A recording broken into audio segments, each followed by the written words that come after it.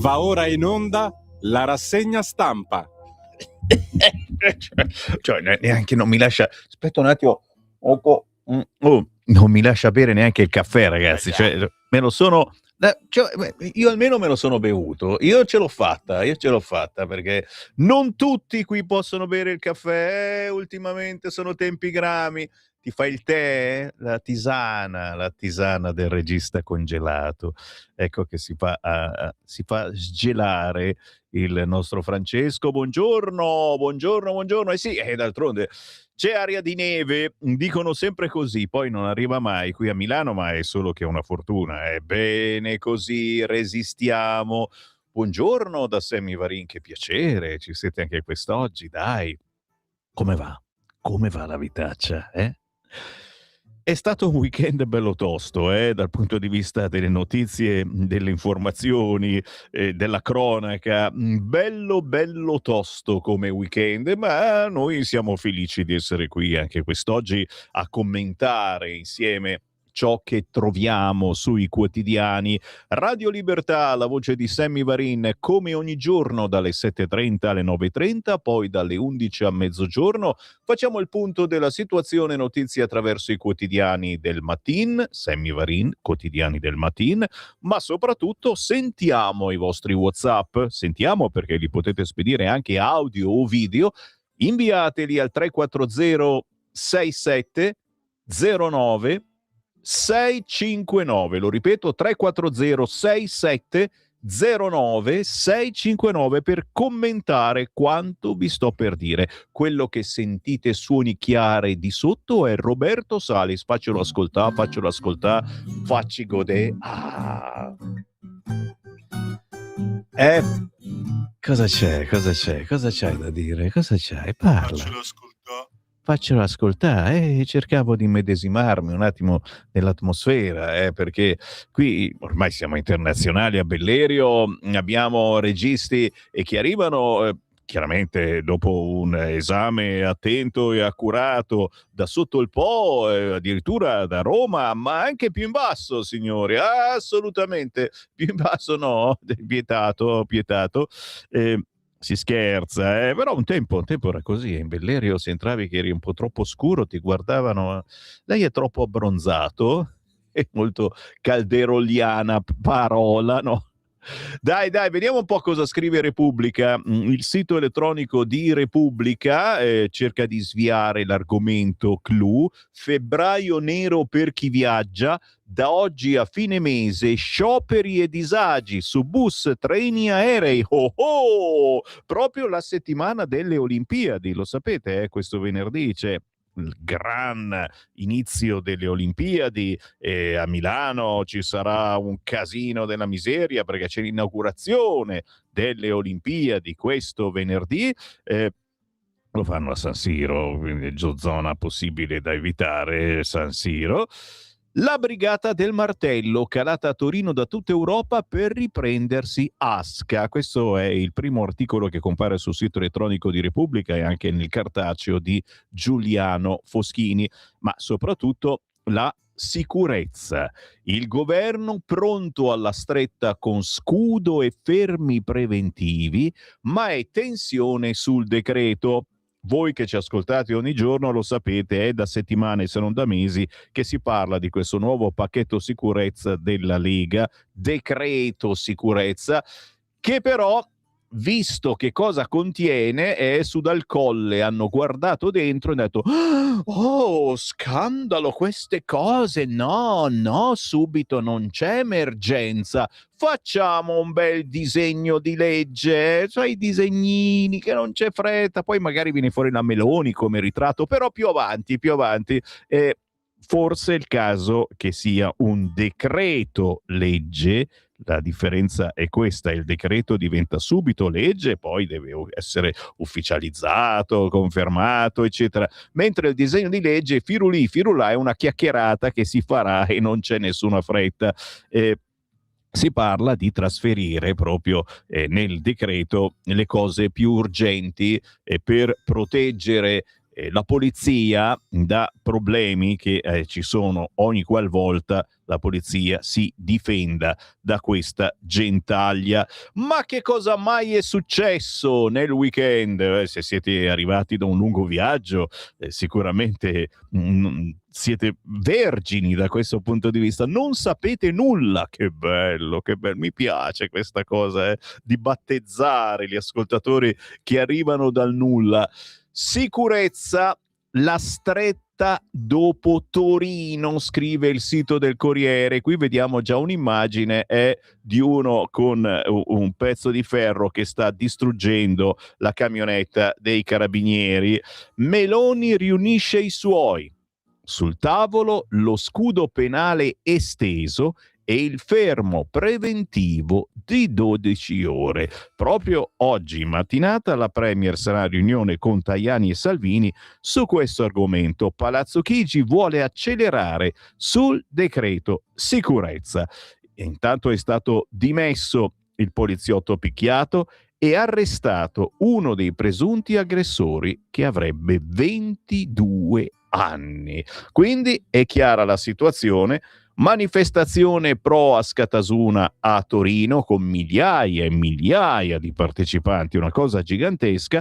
Il solito gruppetto che si stacca da questa manifestazione e va in giro a menare e distruggere. Ma questa volta ci sono state quelle terribili immagini di questo poliziotto che è rimasto indietro a quanto pare e lo hanno preso a martellate. Forse abbiamo anche le immagini, fammele vedere, vediamo, eccole qua, proiettiamole, che ci guarda in radiovisione, eccole qua, la gente della Celera.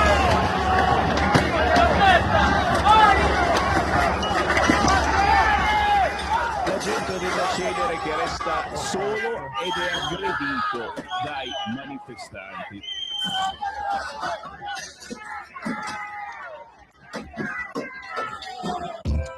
Immagini alle quali quasi non credevamo, quando le ha diffuse Poletti sabato sera. Effettivamente era una cosa, uno dice ma no, ma non è vero, c'è qualche fotomontaggio, e invece erano vere.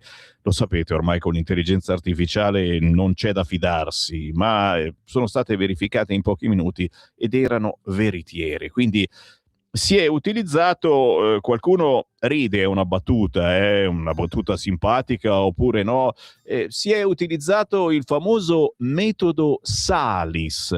Chi ha orecchie per intendere intenda, chiaramente io prendo le distanze da questa frase che gira sui social. Il martello, Rita Pavone cantava "Datemi un martello", e questi il martello ce l'avevano e come, e l'hanno utilizzato per martellare un poliziotto.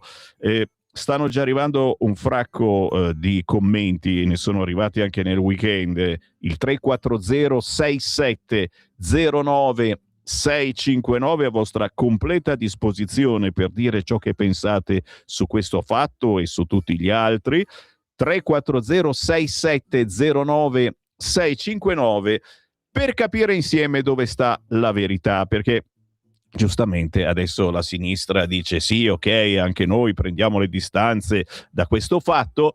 Io sono del parere che quelli che hanno partecipato a Torino a questa gigantesca manifestazione pro Askatasuna, un centro sociale illegale, lo vogliamo ricordare, probabilmente immaginavano che poi sarebbe accaduto questa cosa. Non voglio certamente dare la colpa a queste migliaia di persone, tra loro c'erano famiglie e bambini anche che manifestavano per il centro sociale Askatasuna. Ma quello che Sammy Varin si chiede, ma scusate, visto che alla fine erano in poche centinaia o forse di più, arrivavano a 1000, e questi facinorosi che sono andati in giro poi a spaccare, a rompere, a picchiare, ma possibile che i tantissimi del corteo non abbiano fatto nulla per fermarli? Possibile che non ci sia un controllo da parte di chi la manifestazione l'ha organizzata rispetto a queste persone? Possibile che non sia possibile inserire una regola per cui chi rompe paga. Chi organizza il corteo, se poi ci sono queste problematiche, chiamiamole così, questi effetti collaterali, malissimo, paghi. È possibile tutto ciò? Lo chiedo a voi, 340-6709-659, ma lo chiedo soprattutto alla politica, visto che la nostra è una radio molto ascoltata dalla politica, abbiamo questa bella fortuna. Lo chiederemo alle 9 quando avremo il capo della Lega in Parlamento. Già arriva Riccardo Molinari, segretario della Lega piemontese, ma anche capogruppo della Lega alla Camera.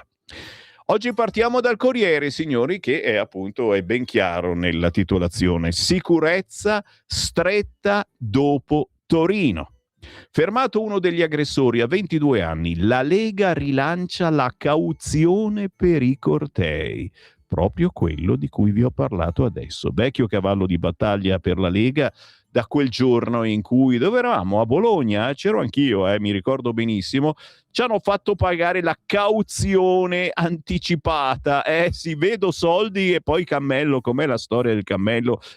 Sì, bisogna pagare prima, perché se poi ci fossero stati dei cortei, cioè ci hanno preso per gente di sinistra dei centri sociali, infatti non c'era neanche un mozzicone di sigaretta a terra, ma abbiamo dovuto dare questa cauzione iniziale per poter fare la manifestazione a Bologna, che poi ci hanno chiuso dentro blindato in una piazzettina, non si poteva uscire di lì, anche perché fuori c'erano i punk a bestia che ti aspettavano. Schlein sente la Premier, Meloni visita i poliziotti feriti e tentato omicidio, oggi il vertice di governo. Sta meglio quindi il poliziotto accerchiato e picchiato anche con il martello a Torino, dopo i primi minuti terribili in cui si diceva che fosse gravissimo. Per fortuna non lo era, anche se è stato preso a martellate. E chiaramente questa usanza, antica usanza di prendere a martellate i fascisti da parte di qualcuno, io non so chi vi venga in mente, ma la sensazione a volte c'è, anche se poi lei assolutamente non ha fatto niente in quel giorno, non c'era e non è stata, e addirittura adesso è diventata europarlamentare, quindi insomma è una che è europarlamentare, queste cose non le fa. Viene in mente che questo martello venga utilizzato proprio dalla sinistra contro i fascisti. In questo caso era un fascistone di poliziotto, anche ben messo per fortuna, insomma, non era magrolino e patitino, e quindi forse poteva difendersi. Già, poteva estrarre la pistola. E se avesse estratto la pistola, ci avete pensato? Forse ci ha pensato anche lui. Che casino che sarebbe accaduto. Torna di moda nuovamente la famosa canzone Carabiniere spara, di cui vi ho fatto un culo quadro se siete ascoltatori assidui della nostra emittente. Carabiniere spara, che ascolteremo in tarda mattinata, ve lo prometto, la sentiamo. Che spiega bene forse che bisognerebbe mettere delle regole un po' più forti, che non significa naturalmente diventare tutti dell'ICE americana, ma forse cambiare qualche cosa, fare in modo che questi carabinieri si possano almeno difendere, che non vadano nei guai se lo fanno. Sono sul Corriere, signori, già, l'intervista al Corriere, ma non c'è solo sul Corriere, c'è anche sulla Stampa, del sindaco di Torino, il sindaco Lo Russo. I nostri alleati in quella piazza? Basta ambiguità. Perché in quella manifestazione pro Askatasuna c'era gente anche di super sinistra, ABS, AVS, che risiede poi all'interno del Consiglio Comunale torinese. Sempre sul Corriere, antagonisti, il fine è solo lo scontro, ora ci sarà il ponte. Non so che cosa intenda, però ce lo spiegherà poi il Corriere. Di spalla, come se nulla fosse successo, è successo di nuovo. Conflitto a fuoco a Rogoredo, agenti colpiscono un rapinatore. Ha rapinato l'arma a una guardia giurata a Rogoredo. Siamo sempre a poche centinaia di metri dal famoso boschetto dei drogati, è sempre lì. E alla vista della polizia che gli intimava di fermarsi, Liu Wenman, 30 anni, cinese, ha sparato per 3 volte. Gli agenti hanno risposto al fuoco e lo hanno fermato. Colpito alla testa, ora è grave. In centrale aveva già aggredito una guardia. Ora salta fuori che aveva problemi mentali e sicuramente sentiva le voci, eccetera. Fatto sta che ci mancavano soltanto i cinesi. Siamo sempre sul Corriere. Drone russo su un bus, strage in Ucraina, uccisi 12 minatori. E poi fenomeno Alcaraz, 22 anni, già nella storia, Australia battuto Djokovic, è il più giovane a vincere i 4 slam. Entriamo all'interno del quotidiano Il Corriere. Ci sarà un perché se Sammy Varin ci porta qua, perché forse il più completo, e non dico che è asettico, signori, direi che è un'eresia, però ci dà un panorama completo se appunto arrivate da una gita su Marte e non sapete cos'è successo nel weekend. Con questo giornale più o meno lo venite a sapere. Meloni dai poliziotti feriti e un tentato omicidio. Schlein chiama la Premier. Non si strumentalizzi, attenzione a questo verbo, si vuole strumentalizzare un fatto efferato, il tentato omicidio di un poliziotto lo si vuole strumentalizzare. Come si fa a non strumentalizzare una cosa del genere? Chiaro, ragazzi, chiedo a voi, chiedo per un amico. 340 6709 659, scrivetemi. La Premier riunisce i vice per il decreto sicurezza. Sul tavolo lo scudo penale e il fermo preventivo. 3 scosse, signori, con questo decreto sicurezza, che speriamo sia un decreto e non un disegno di legge. 3 scosse: stop alla vendita di coltelli per i minori, e ne hanno beccati altri con il coltello in classe l'altro giorno. Scudo penale esteso non solo per gli agenti, ma anche ad altre categorie. Fermo preventivo di almeno 12 ore, ma la Lega vorrebbe di più, per i facinorosi con precedenti specifici che stanno andando a manifestare. Sono le 3 risposte che il governo vuole dare all'opinione pubblica dopo i fatti di cronaca dell'ultimo mese. Questa mattina alle 11.30 la Premier Giorgia Meloni riunirà i vice Antonio Tajani e Matteo Salvini con i loro ministri Matteo Piantedosi, Guido Crosetto, Carlo Nordio, più i sottosegretari Fazzolari e Mantovani. I fatti delle ultime settimane, a partire dagli scontri di sabato a Torino, spingono Palazzo Chigi ad accelerare sul decreto sicurezza. Il provvedimento è atteso, ma non ci sono conferme ancora nel Consiglio dei Ministri di mercoledì. I sentimenti che accompagnano il vertice odierno vanno dal giro di vite contro chi dichiara guerra allo Stato fino a serve una risposta ferma per evitare un'escalation figlia di un brutto clima. Sul bisogno di intervenire non ci sono distinguo, il centrodestra è compatto. Sul tavolo di Meloni ci sono da 3 settimane 65 norme suddivise in 2 bozze.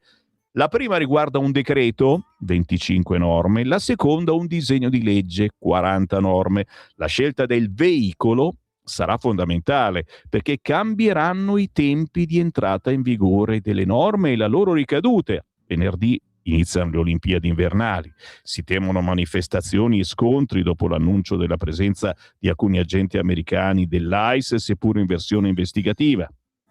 La riunione di oggi si può interpretare come un'operazione travaso, bisognerà decidere cosa inserire nel decreto e cosa lasciare nel disegno di legge.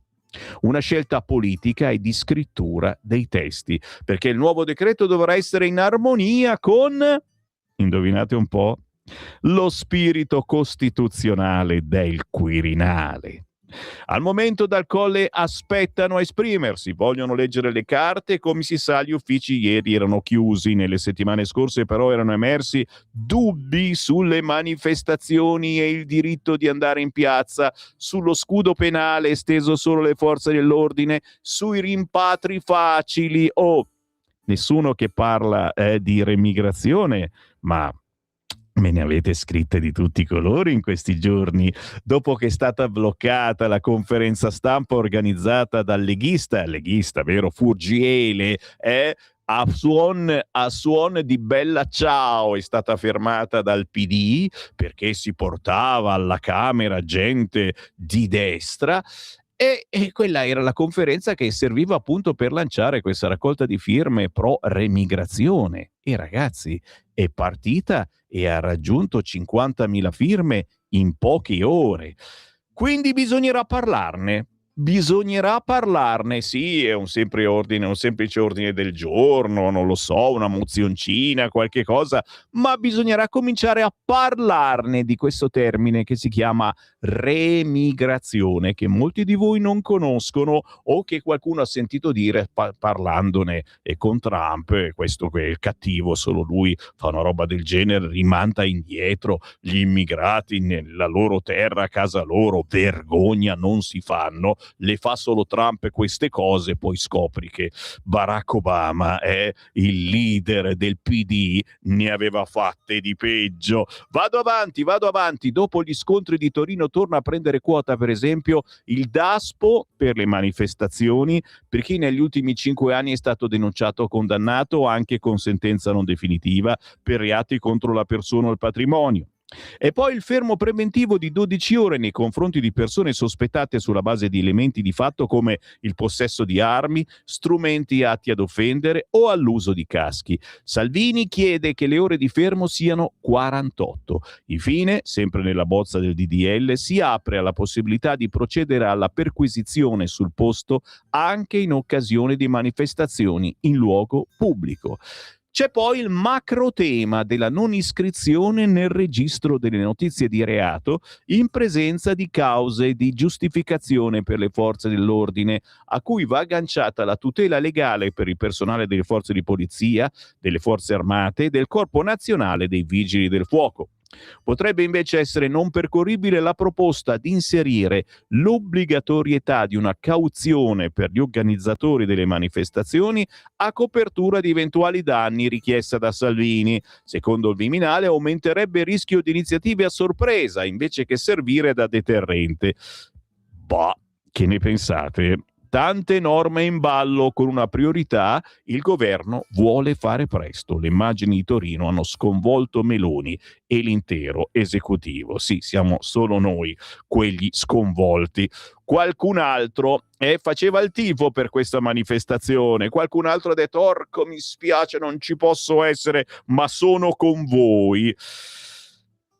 Che dolore alla coscia mentre mi colpivano, ho solo protetto la testa, loro molto organizzati. Si intervista anche a pagina 3 del Corriere l'agente aggredito che sta bene per fortuna, dice voglio tornare il prima possibile. Sì, erano organizzati, avevano anche i famosi jammer che sono i disturbatori per disturbare le comunicazioni della polizia, vengono utilizzati anche in AM, storicamente per dare fastidio alle radio che sono quelle che dicono delle cose che danno fastidio, appunto, normalmente sono comuniste. Un tempo si faceva così, adesso è cambiato tutto quanto, c'è il digitale eccetera, ma i jammer esistono ancora e in questo caso sono stati utilizzati per limitare le comunicazioni tra la polizia sabato durante questa manifestazione pro Askatasuna, e a quanto pare la cosa ha funzionato, visto che sono riusciti a beccarne uno e lo hanno quasi ucciso. Siamo sempre sul quotidiano Il Corriere che prosegue a rilanciare queste argomentazioni, e per quello che mi sono fermato prima sul Corriere oggi. Era nel raid in cella un incensurato di Grosseto a 22 anni. Il giovane accusato di lesioni a pubblico ufficiale ripreso dalle telecamere e altri 2 arrestati, 24 denunce. È stato individuato e arrestato dalla Digos di Torino uno degli uomini accusati del pestaggio del poliziotto Alessandro Calista. Si tratta di Angelo Simionato, un 22enne di Arcidosso in provincia di Grosseto, ci sono passato più volte da quelle parti, arrivato in città per partecipare al corteo in risposta allo sgombero del centro sociale a Scattasuna. Il giovane vicino all'area anarchica è stato immortalato dalle immagini della polizia e arrestato in flagranza di ferita e accusato di concorso, grazie sempre a leggi della Lega, questa cosa, flagranza di ferita, eccetera, è accusato di concorso in lesioni personali a pubblico ufficiale.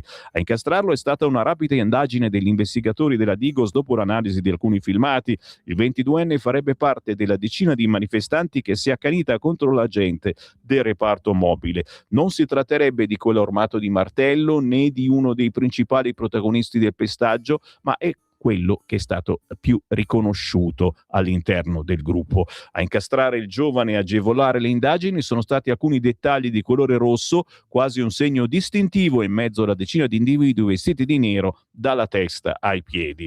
Il 22enne toscano incensurato è stato trasferito nella notte nel carcere di Torino, adesso te li puoi immaginare fuori a gridare, com'è che si chiama? Simionato libero, eccetera, a aggravare la sua posizione. Oltre all'arresto ci sono 2 denunce, quella per concorso in rapina fa riferimento al pestaggio di Calista spossessato dallo scudo, del casco e della maschera antigas. Il giovane anarchico è stato inoltre denunciato per violenza pubblico ufficiale, è stato sorpreso in un'altra occasione mentre lanciava oggetti contundenti contro lo schieramento di forze dell'ordine.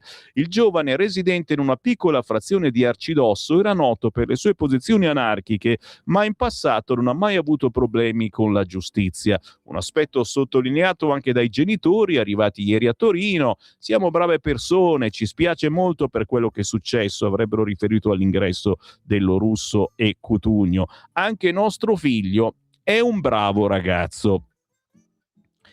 Giro la pagina e non commento, e vi dicevo ancora sul Corriere, la rete europea dei violenti che si muove in cerca di scontri, a unirli la guerriglia più dell'ideologia. I timori per il cantiere del ponte, ecco quale ponte, possibile obiettivo. Ma ti dico la verità, io sono più preoccupato per le Olimpiadi che cominciano venerdì. Vuoi che questi non facciano casino? Anche perché le Olimpiadi da chi sono state volute? Lo sapete? Le accuse alla borghesia compiacente, Caselli, Giuste, Bonelli, niente benevolenza, Violante, dai responsabili partecipare, era chiaro come sarebbe finita. Pezzi della borghesia e dell'intellighenzia torinese sul banco degli imputati. Mentre i gruppi antagonisti invadevano la città e si preparavano a violenze e devastazioni, la procuratrice generale Musti firmava il suo atto d'accusa. Già un anno fa aveva definito Torino capitale dell'eversione, e una lettera di un gruppo della sinistra extraparlamentare la mise nel mirino, marchiandola come serva della mafia del TAV, costringendola a vivere con una scorta di 2 macchine e 5 carabinieri. Sabato era insorta contro i responsabili delle aggressioni, ma soprattutto aveva denunciato la complicità oggettiva di un upper class con le mani pulite, ma la coscienza un po' meno. C'è una tolleranza benevola, una lettura compiacente di condotte che altro non sono che gravi reati da parte di soggetti che con il loro scrivere, il loro condurre a normalizzazione, il loro agire in appoggio vanno a popolare quella che voglio sintetizzare come area grigia di matrice colta e borghese, che dovrebbe per contro svolgere un'illuminata azione di deterrenza, di educazione al vivere sociale, di rispetto delle regole democratiche, riempire i vuoti, le periferie dell'anima. Insomma, non siamo magari ai tempi dei compagni che sbagliano, come giustificazione del terrorismo, ma certo per Musti vive una sorta di fiancheggiamento morale. Questo è l'incipit dell'articolo di Roberto Gressi quest'oggi sul quotidiano Il Corriere, ma nella pagina successiva, ve l'ho detto che è bello ricco oggi il Corriere, pagina 5, l'intervista al sindaco di Torino, Lo Russo. Non ridaremo più l'immobile ad Asca. AVS? Non ci possono essere ambiguità. Sindaco Lorusso, alla luce dei fatti di sabato sera, rifarebbe il patto con Askatasuna? Carmine Festa domanda al sindaco di Torino. Quanto accaduto dimostra che non si può ridurre e semplificare il tema della violenza organizzata e dell'antagonismo all'occupazione di un immobile che è vuoto e murato da più di un mese. Pensiamo fosse doveroso provare a riportare nel perimetro della legalità quell'immobile occupato da quasi 30 anni. Un percorso difficile che andava provato. Siamo amareggiati dall'esito negativo del progetto. Rinuncia a portarlo avanti? L'amministrazione comunale ha lavoro perché quell'immobile torni nella disponibilità della città a fini pubblici per il quartiere e non resti chiuso e abbandonato. L'obiettivo resta restituire quel luogo alla collettività in un quadro di piena legalità e trasparenza, bla bla bla bla. Al corteo di sabato hanno preso parte anche esponenti di AVS, partito che è nella sua giunta. Questa loro partecipazione la imbarazza il centro-sinistra? Risponde il sindaco di Torino. Quanto abbiamo visto nuoce a Torino e su questo non possono esserci ambiguità da parte di nessuno. Sono evidenti le responsabilità criminali di un gruppo organizzato e violento che ha deliberatamente attaccato le forze dell'ordine, oscurando il dibattito pubblico relativo a un corteo fino a quel momento partecipato e pacifico. Qui mi fermo, ma prosegue l'intervista al sindaco di Torino quest'oggi a pagina 5 del Corriere, ma non solo sul Corriere. Mi fermo perché ogni mezz'ora abbiamo la canzone indipendente e ragazzi, questa settimana festeggiamo le Olimpiadi con la colonna sonora delle Olimpiadi. Sono sicuro che non l'avete ancora sentita perché non è stata trasmessa praticamente da nessuna parte. La fantasia italiana, così si chiama, di Dardust, scritto Dardust, è la colonna sonora ufficiale dei Giochi Olimpici di Milano Cortina. Lui è Dario Faini, ha portato in passato sui palcoscenici internazionali veramente cose incredibili. Questa volta si ispira ai territori che da venerdì ospiteranno le Olimpiadi, portando anche omaggi alla tradizione musicale italiana, da Morricone a Moroder, dalla pizzica salentina alla coralità alpina, fino ad evocare l'eredità di Rossini e Verdi. Vi faccio ascoltare un assaggio, quella che vi trasmetto ora è l'extended version, ma ci sono tante versioni che trovate facilmente su YouTube di Fantasia Italiana. Stai ascoltando Radio Libertà. la tua voce libera, senza filtri né censura. La tua radio.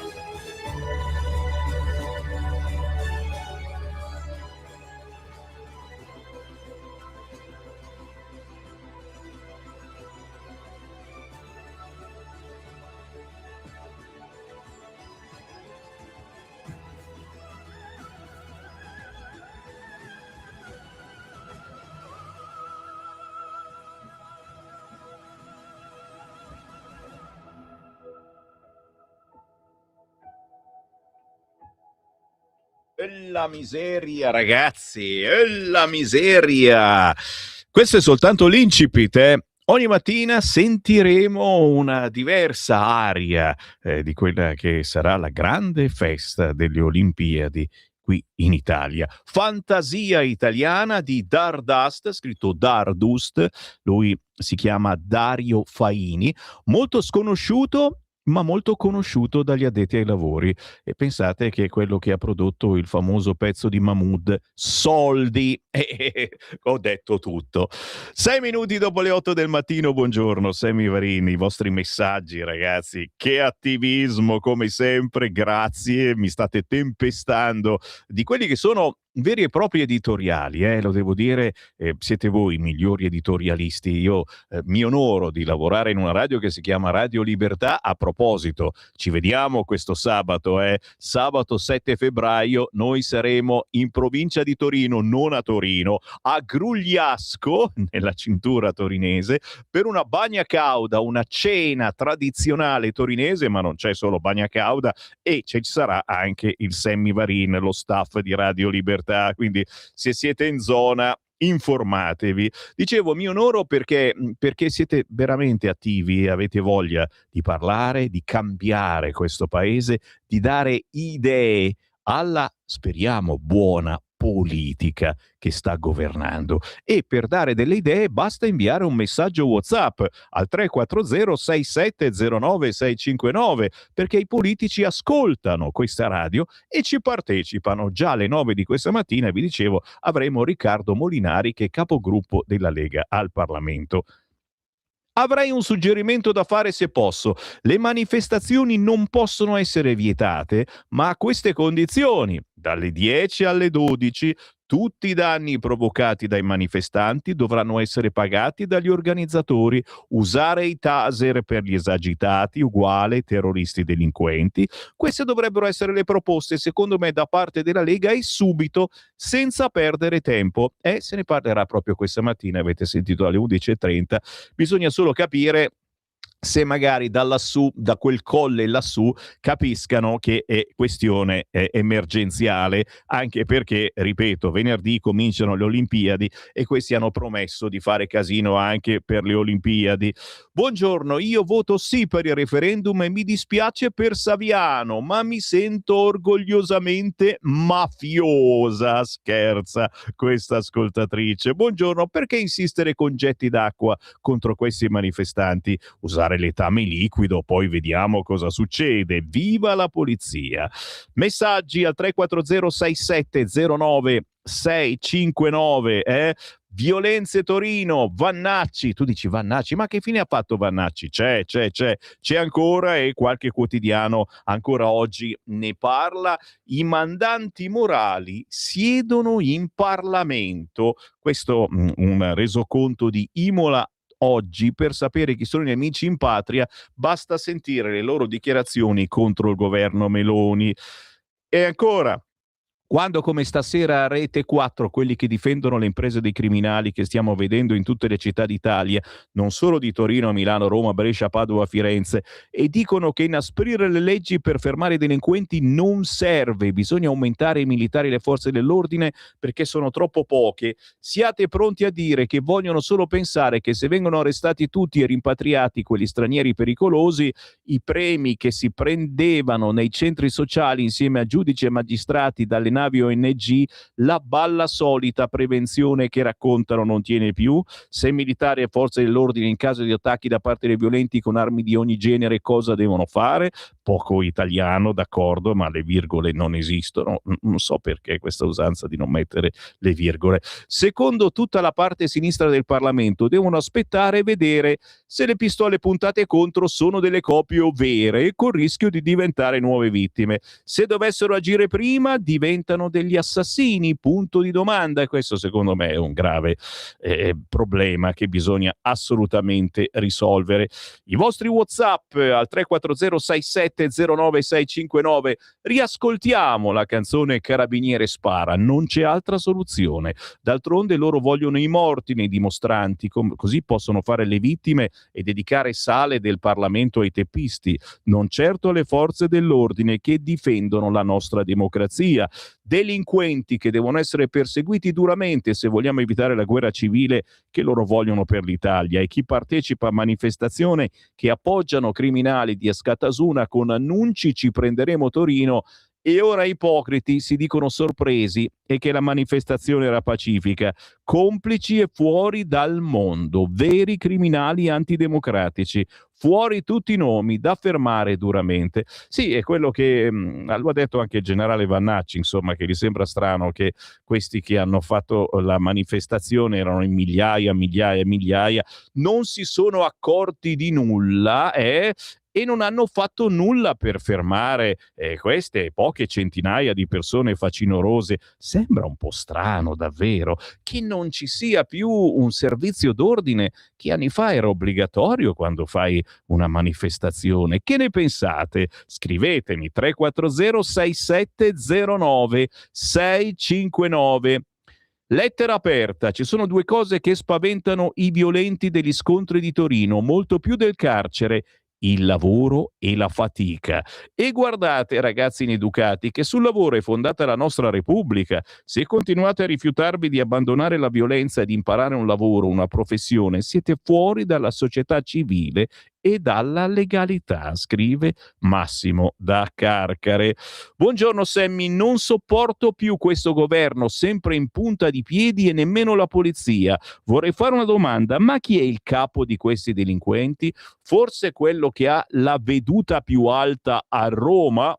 Non so proprio a chi ti riferisci e prendo le distanze da queste cose. Buongiorno Sammy, riguardo ai fatti di Torino è vergognosa ancora più oggi la strumentalizzazione di una certa sinistra. Sono tutti complici, dalle delegazioni politiche presenti alla manifestazione pacifica a chi parla ai microfoni. Gli squadristi rossi che si vestivano e armavano in mezzo alla manifestazione, li hanno visti i giornalisti e loro no? È quello che dicevo prima io. Possibile che tutta questa gente, insomma, se vi mettevate tutti intorno a loro, li bloccavate senza problemi? No, non è che non hanno voluto bloccarli questi facinorosi. Nonostante tutto hanno continuato a marciare verso la polizia anche una volta che i loro attacchi erano già iniziati. Pugno duro e pieni poteri alla polizia. La Lega chiede da anni che venga messa una cauzione a chi organizza manifestazioni, ma non è mai stata ascoltata. È ora di metterla in pratica, visto che la Lega spesso ha dovuto pagarla la cauzione. E non farei distinguo tra chi ha partecipato alla manifestazione e i violenti. Sono conniventi e sullo stesso piano. Delinquenti, ci scrive la Carla. Ma ragazzi, sono decine e decine i messaggi, e vi ringrazio, che mi stanno arrivando al 340 6709 659. Prometto che non esco di qua questa mattina se non li ho letti tutti. Vado avanti. Sono ancora sul Corriere, ma ci resto per poco, tanto per dirvi quello che sta accadendo. Il Corriere è quello più ampio quest'oggi. Altra notizia potente che ci riporta però al famoso decreto sicurezza, che forse è il caso di renderlo tutto decreto e di non farne un disegnino che sì, ma faremo, vedremo. Ruba la pistola a un vigilante, poi spara contro la polizia, colpito in testa, è gravissimo. Milano, nuovo episodio proprio a Rogoredo. Ha fatto fuoco 3 volte contro gli agenti. Lo ricordiamo, lunedì scorso un cittadino marocchino di 28 anni, Mansouri, è stato ucciso durante un controllo antidroga. L'incidente è avvenuto vicino alla stazione di Rogoredo, come nota come zona praticamente della droga. Lì andate voi drogati a comprarvi la dose. A sparare il mortale colpo di proiettile è stato un agente in borghese indagato per omicidio volontario. Secondo la questura, alla vista degli agenti, il 28enne avrebbe alzato una pistola che si sarebbe scoperta essere a salve. Un'altra sparatoria è venuta ieri, sempre nella zona di Rogoredo. Agenti di polizia hanno ferito gravemente un 30enne cinese che avrebbe sparato contro di loro con una pistola rubata poco prima a una guardia giurata che stava andando al lavoro.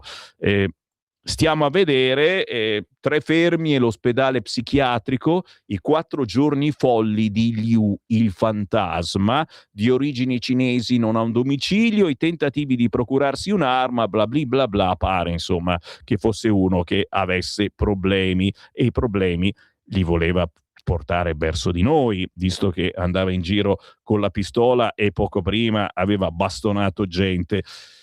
Paginoni sulle Olimpiadi.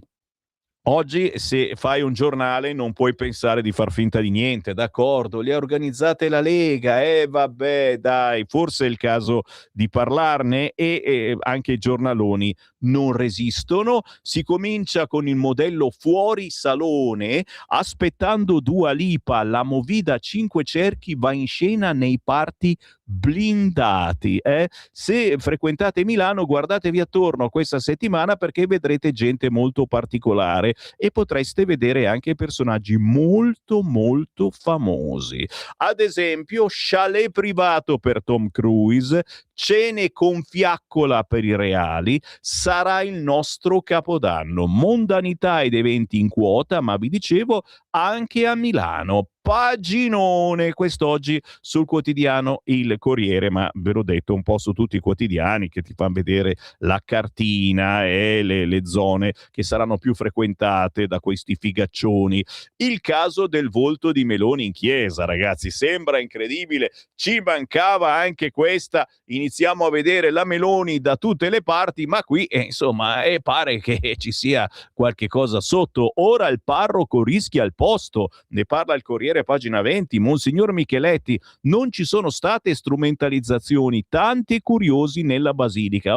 Mai così tanta gente era andata a messa, perché è spuntata questa faccia della Meloni. C'è chi mi chiede l'autografo, cancellare la decorazione, dimostrino che era diversa. Parla Valentinetti, Valentinetti è quello che ha effettivamente restaurato la cappella Savoia nella chiesa di San Lorenzo in Lucina, con l'immagine di un cherubino che somiglia a Giorgia Meloni, e si diverte a confondere l'interlocutore con equilibrismi da sofista. Non vi sto a leggere la intervista, ma pare che questo Valentinetti sia comunque un elettore di destra, e se fosse così praticamente abbiamo chiuso il discorso. Vittoria Alata, non un angelo, ma l'immagine del 2000 non somigliava alla Premier. Valentinetti ha detto che non aveva più le immagini originali, però guardandola invece il Corriere ce l'ha, l'immagine originale, cioè dell'affresco così come appariva nella cappella del Crocifisso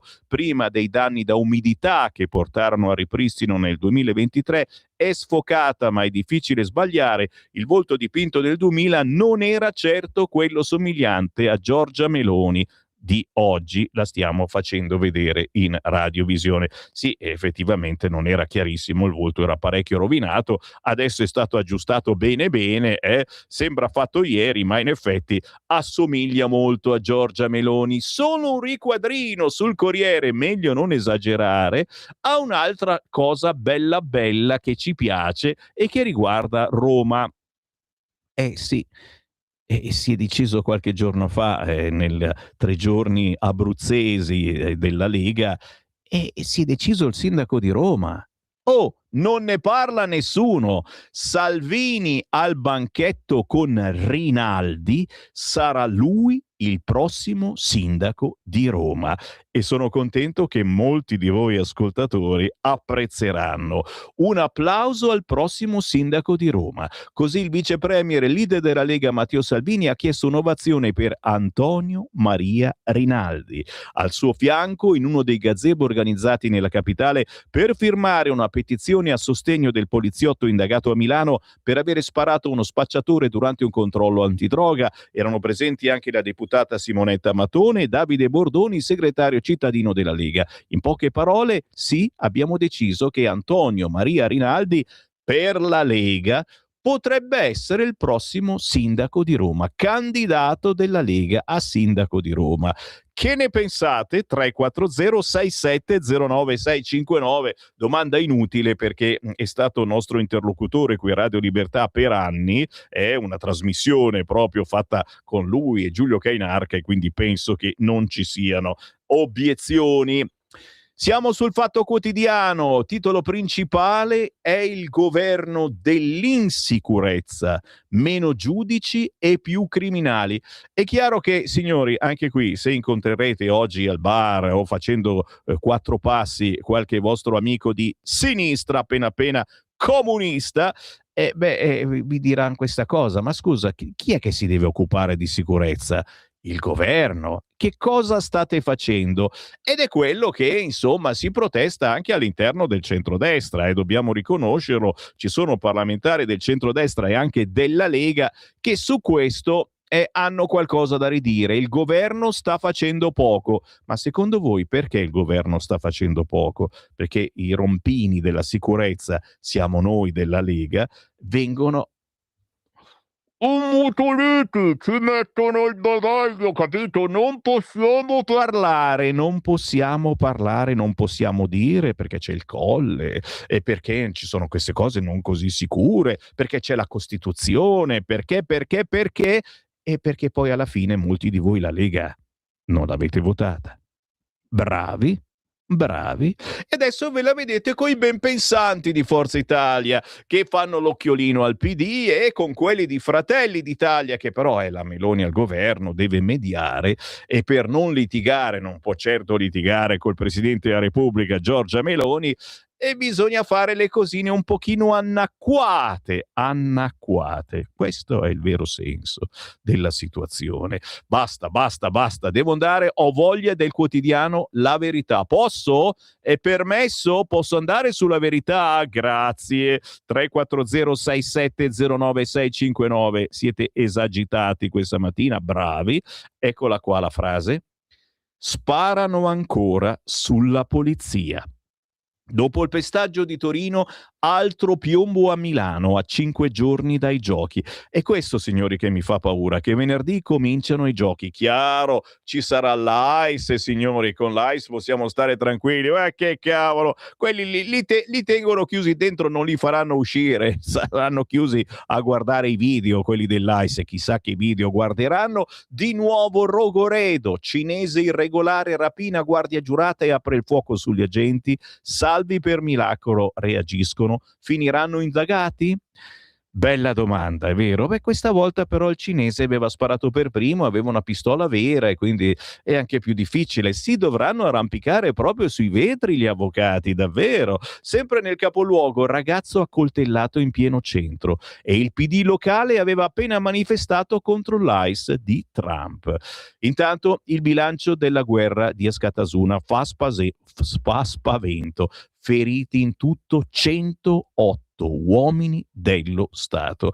Interessante oggi sul quotidiano La Verità, che si candida anche oggi a essere il più acquistato dai miei ascoltatori, il colloquio con Tommy Robinson. Quello che Salvini ha visto e ci ha parlato anche insieme. Ma che nazismo, dico basta ai clandestini, ho un piano con Salvini.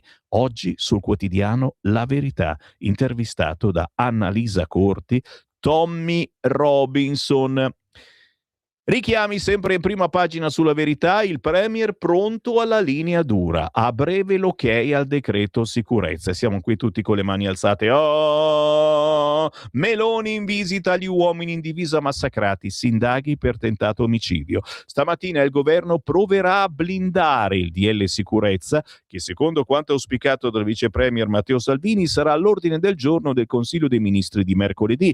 Ci sarà una stretta su vendita dei coltelli ai minori, ricongiungimenti facili e lo sgombero degli immobili occupati. Si valuta un fermo preventivo di 48 ore.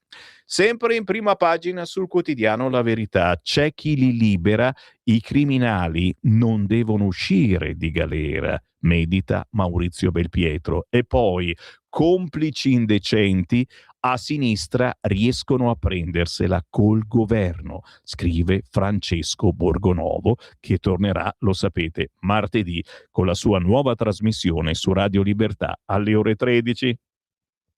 La cartolina di Mario Giordano.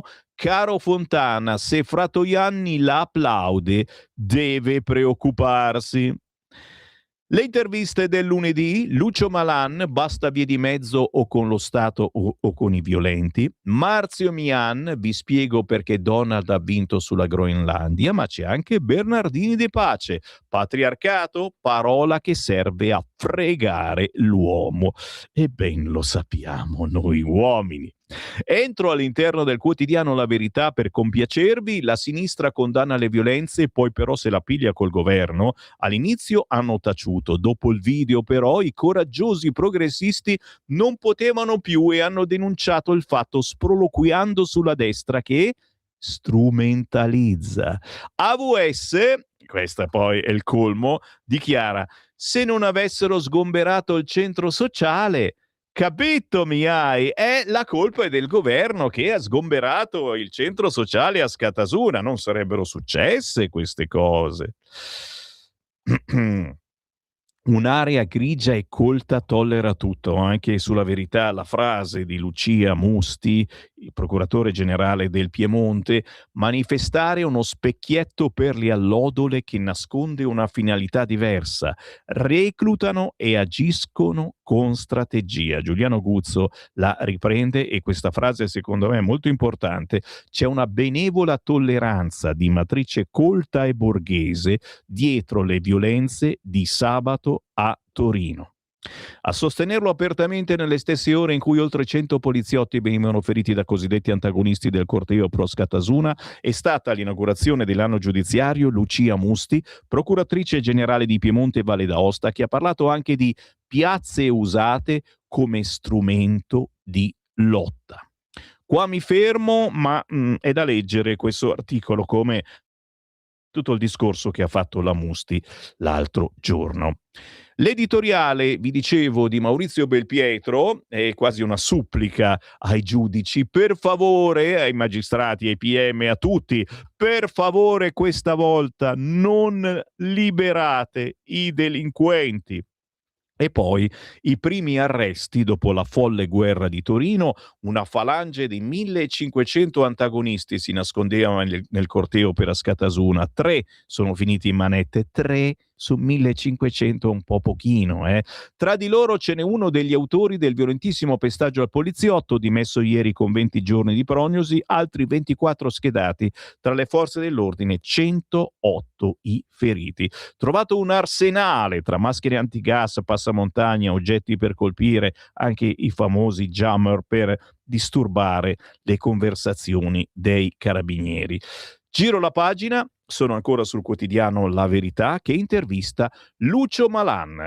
O con lo Stato o con i violenti, non esiste una via di mezzo. Il capogruppo di Fratelli d'Italia al Senato dichiara: l'assalto al poliziotto è tentato omicidio. Il sindaco Dem di Torino considera Scatasuna un luogo di arricchimento culturale, ma fa guerriglia. Potente l'intervista a Lucio Malan. Si infangano le forze dell'ordine e si trattano i criminali da manager con la buonuscita, con il no al referendum, il governo non cade. tanto per ricordarlo, ma attirare la mia attenzione è la pagina 6 del quotidiano La Verità, che deve attirare anche la vostra attenzione.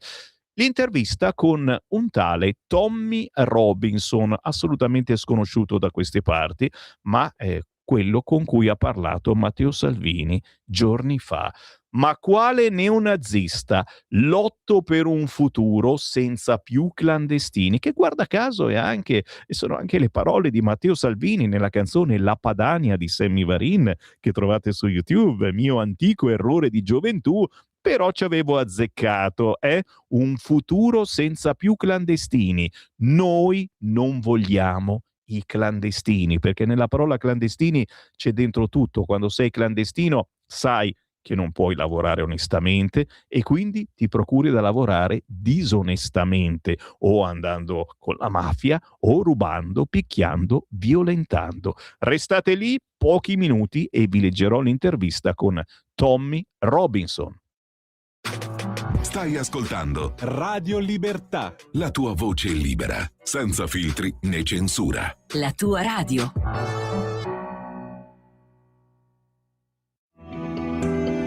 Il meteo.it presenta le previsioni del giorno. Un nuovo fronte atlantico porta un rapido peggioramento sul nord-ovest e in Toscana. Nella prima parte della giornata bel tempo al sud, peggiora con primi fenomeni tra Liguria, Piemonte, Toscana e Sardegna. In giornata ulteriore peggioramento sempre dall'Atlantico, con precipitazioni soprattutto al nord-ovest e sulla Toscana, anche forti. Venti di scirocco in aumento. Per ora è tutto da ilmeteo.it, dove il fa la differenza anche nella nostra app. Una buona giornata da Lorenzo Tedici. Avete ascoltato le previsioni del giorno.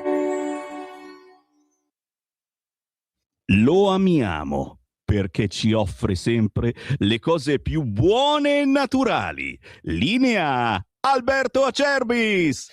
Un saluto care amiche e cari amici di Radio Libertà. Una grande notizia, chiaramente, per chi conosce l'olio extravergine di oliva Acerbis, per chi lo usa da tanto tempo, è sicuramente una notizia importante. Per gli altri che magari lo vogliono provare, questo è il momento per approfittarne. Sì, perché tutto il mese di gennaio e tutto il mese di febbraio olio nuovo, prezzo vecchio. Quindi potrete ordinare chiamando 030 68 40 408 6 bottiglie da 1 litro di olio estratto a freddo Acerbis a sole 84 euro e il trasporto è gratuito. Parliamo di un olio estratto a freddo da olive italiane selezionate all'origine. Tutte le mattine imbottigliamo il prodotto fresco su vostra ordinazione, quindi vi arriva a casa un qualcosa di unico. Se volete riscoprire i sapori di un tempo, se siete alla ricerca di un olio vero, importante, di un olio italiano che dia ai piatti un tocco in più, 030 68 40 408, oppure potete ordinare tramite la pagina web olioacerbis.com, perché come diceva il mio nonno Alberto, l'olio bu elve sempre a galla. Alberto, l'olio buono viene sempre a galla. Abbiamo avuto una produzione piuttosto scarsa quest'anno, lo sapete, ma una qualità straordinaria. Chiamate in tanti. Grazie, buon proseguimento. Stai ascoltando Radio Libertà, la tua voce libera, senza filtri né censure, la tua radio. Vorrei trovarmi in un mondo di fragole, senza toccare per forza le nuvole, dove i pensieri si mostrano fragili, riescono a smettere di essere pugili. Potrebbe essere come le favole, sicuro come il castello di un re, lasciarmi cadere tra le tue braccia, quel gioco in cui io mi fido di te, tu ti fidi di me, non mi importa anche se non sai dirmi il perché, come una fase REM tutta da vivere. E quando il cielo si fa buio, la notte arriva e fa paura, siamo rimasti io e te a immaginare di accarezzare la luna. E E mentre tutto gira attorno, il sole bussa alla finestra, nei vetri c'è il tuo riflesso, riportami dentro questo sogno che non ho fatto voglia di lasciarmelo scappare. Saltiamo sopra una barca che si agita, qui c'è la bussola rotta a sud-est, cerchiamo insieme la strada per l'isola, come la storia del tizio di Itaca, cuore straniero in un mare di sabbia. Ti ho conosciuta nei miei sogni lucidi, sono lo specchio che parla con te. Mentre mi guardi sei bianca neve, tu ti fidi di me, non mi importa anche se non sai dirmi il perché, come una fase REM tutta da vivere. E quando il cielo si fa buio, la notte arriva e fa paura, siamo rimasti io e te a immaginare di accarezzare la luna. E mentre tutto gira attorno, il sole bussa alla finestra, nei vetri c'è il tuo riflesso, riportami dentro questo sogno che non ho fatto voglia di lasciarmelo scappare. È tempo di partire, non posso più aspettare, chiudi la valigia e spegni le luci di casa, ricorda di portare la crema solare, ricordati di me. E quando il cielo si fa buio, la notte non fa più paura, ora che siamo io e te a camminare sopra la scia della luna. E mentre tutto gira attorno, il sole bussa alla finestra, nei vetri c'è il tuo riflesso, riportami dentro questo sogno che non ho fatto voglia di lasciarmelo scappare. Scappare, scappare. Oh, oh. Cantautori sinceri, cantautori genuini, quelli che girano su Radio Libertà, fanno parte di quel sottobosco di artisti indipendenti sconosciuti alle grosse e grasse radio, che non li ascoltano neanche quando gli vengono inviati. Perché? Perché sono artisti che non pagano, certo, e quindi voi siete succubi di un business musicale sempre quello che gira ugualmente nelle radio, in questa, in quell'altra ancora, dovete sentire sempre la stessa musica. Noi qua abbiamo una prerogativa che nessun altro ha. Ogni conduttore, ogni giornalista può trasmettere la musica che intende trasmettere, quella che vuole, senza che nessuno lo paghi o che insista per avere questo pezzo in rotazione, eccetera. Se un artista mi scrive a sammy.varin@radiolibertà.net e il suo pezzo è bello, io decido di metterlo in rotazione. Come questo pezzo di Paolo Martini, Fase REM,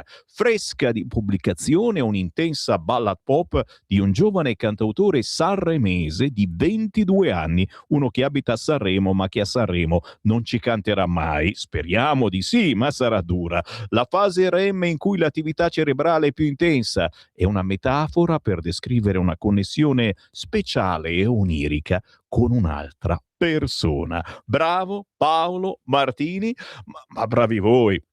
Siete completamente fuori di testa questa mattina, mi state facendo impazzire la macchinetta dei WhatsApp al 340 6709 659. Ve ne leggo pian piano qualcuno, poi ve l'ho detto, abbiamo tempo fino alle 9:30 e poi ancora dalle 11 a mezzogiorno, quindi quelli che non leggo prima li leggo dopo. Fecciarossa, vigliacchi impuniti, non si può più assistere a scene del genere dove le forze dell'ordine subiscono passivamente senza quasi reagire a questi linciaggi. Questa è una frase pesante, senza quasi reagire, perché se li menano e dal colle guardano giù e dicono cosa stanno facendo, se le prendono e ci incazziamo noi che crediamo nella buona politica e diciamo ma come, ma non si può fare una legge per dargli un po' più di potere a questi poliziotti? Ma dopo diventano come l'AIS americana, non va bene. Questi vigliacchi anarco-comunisti protetti da sindaci PD, parlamentari PD, Movimento 5 Stelle, AVS, durante la manifestazione organizzata da delinquenti fumati, finti freak griffati di Escatasuna e altri centri asociali, hanno aggredito e ferito un ancora una volta poliziotti e carabinieri che svolgevano il loro servizio di ordine pubblico. Le scene di questa vigliacca aggressione in stile comunista del 10-20 contro un poliziotto isolato a colpi di martello ricorda le aggressioni a giovani di destra degli anarchici comunisti dei centri sociali di Hammerband, per cui è indagata la nota parlamentare europeo Ilaria Salis. Chiaramente lei quel giorno non c'era e non aveva nessun martello, perché quelli querelano. Non si capisce come si possano autorizzare queste manifestazioni e perché non si danno seguito a arresti corposi di questi delinquenti. Onore e solidarietà a questo poliziotto che ha rischiato la vita. I belli ciao Boldrini, Bonelli e compagni vari, che ne pensano? Forse è il caso di chiarire normativamente la portata della discriminante dell'uso legittimo delle armi, vista l'inerzia dei celerini, mentre quelle merde massacrano un loro collega davanti ai loro occhi.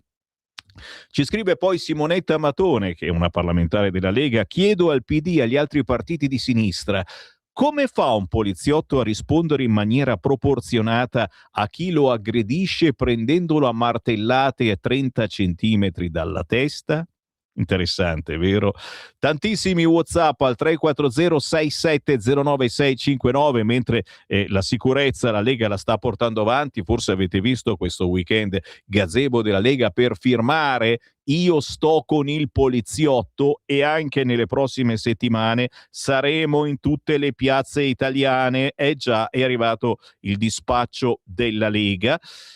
La settimana leghista, eccezionalmente di venerdì e non di domenica mattina, per lanciare la nuova campagna della Lega Io sto col poliziotto, per esprimere solidarietà e vicinanza all'agente di polizia indagato che durante un controllo antidroga nella periferia di Milano ha ucciso un nordafricano irregolare, eccetera. Bene, una campagna che servirà a sostenere la tutela legale per le forze dell'ordine nel decreto sicurezza e tutte le proposte della Lega in difesa delle donne e degli uomini in divisa e delle persone per bene. Tra queste la norma anti-maranza con più sanzioni per chi gira armato, la stretta sull'accoglienza dei minori non accompagnati, lo stop ai ricongiungimenti familiari. È possibile firmare questa petizione online sul sito legaonline.it e nei gazebo che nei prossimi giorni verranno organizzati nelle principali piazze d'Italia. Se vedete il gazebo della Lega, forse è l'ultima occasione, è il caso che vi avviciniate?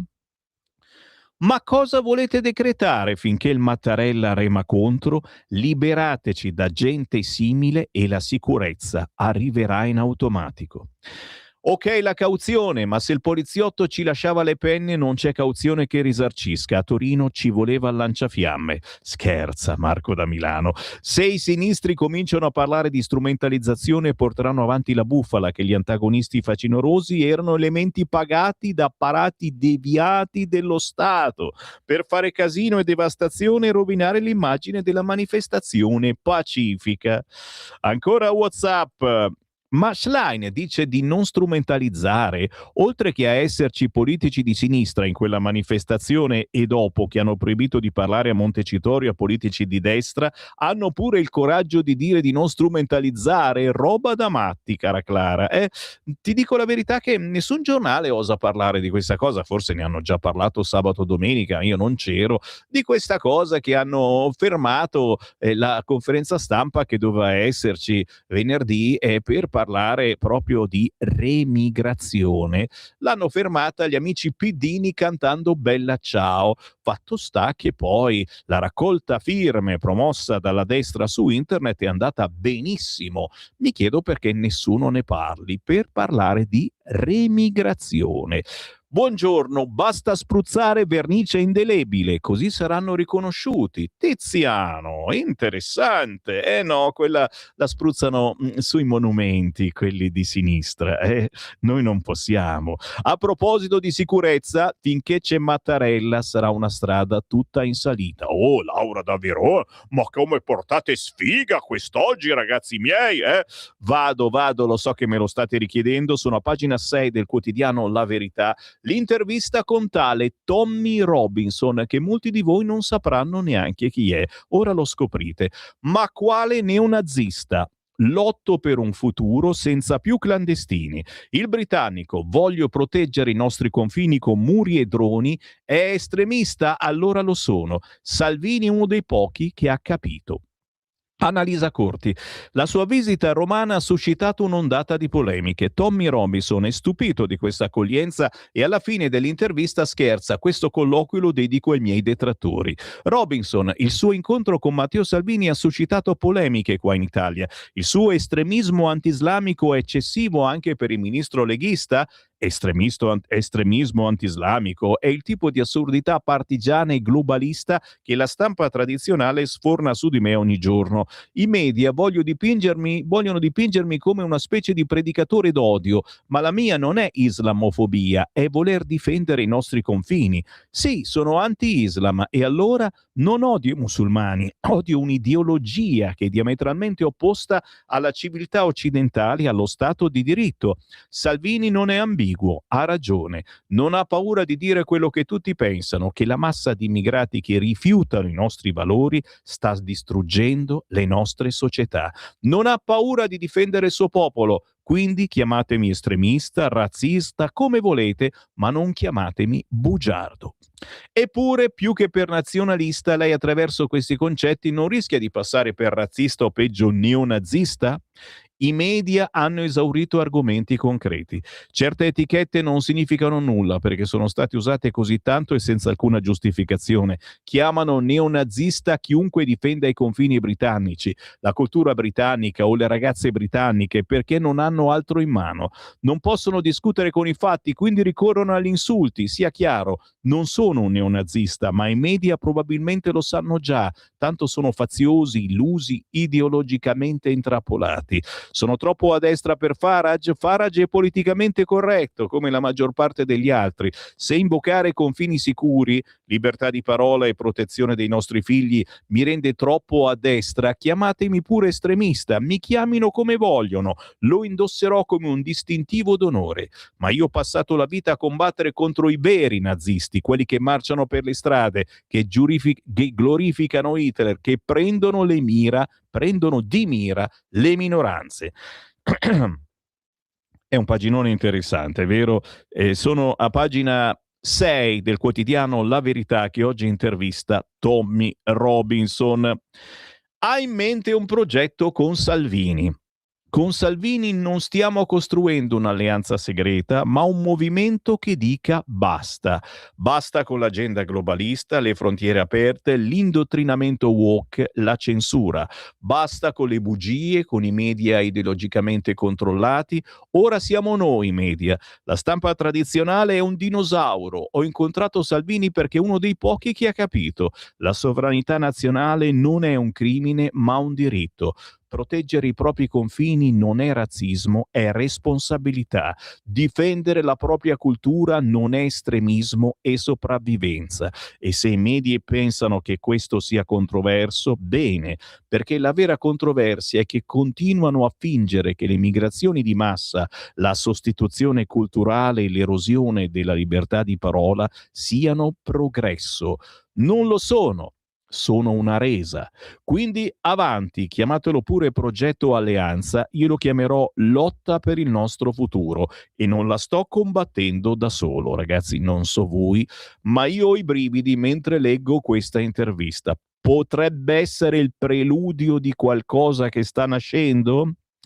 Quali sono i suoi rapporti con Farage? Non ho rapporti con Farage, ha detto che non gli importa del ricambio demografico, che non vuole espulsioni di massa, che entro il 2050 l'influenza dei musulmani nel Regno Unito sarà così potente che non potranno essere isolati. La differenza tra me e Nigel è che io non sono politicamente corretto, io continuerò a dire la verità e fare il lavoro che la maggior parte dei politici non ha la forza di fare. Sono un ragazzo impenitente della classe operaia di Luton, città che amo con tutto il cuore, ma viziata, infiltrata e conquistata dal peggio che l'Islam ha da offrire.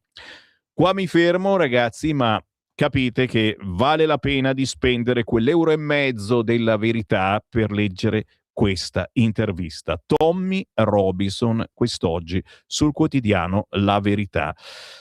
3406709 659, lo dico per tutti coloro che avessero appena acceso la mia rassegna stampa o che magari mi stessero ascoltando in differita. Lo sapete, siamo in diretta anche sulla pagina Facebook di Radio Libertà, sul canale YouTube di Radio Libertà, ma soprattutto sulla pagina Facebook di Lega Salvini Premier. Anche se mi ascoltate in differita, magari la sera in replica, potete ugualmente scrivere al 340 6709 659, perché il primo giornalista che entra in onda legge quanto avete scritto. È importantissimo in questo momento storico parlare.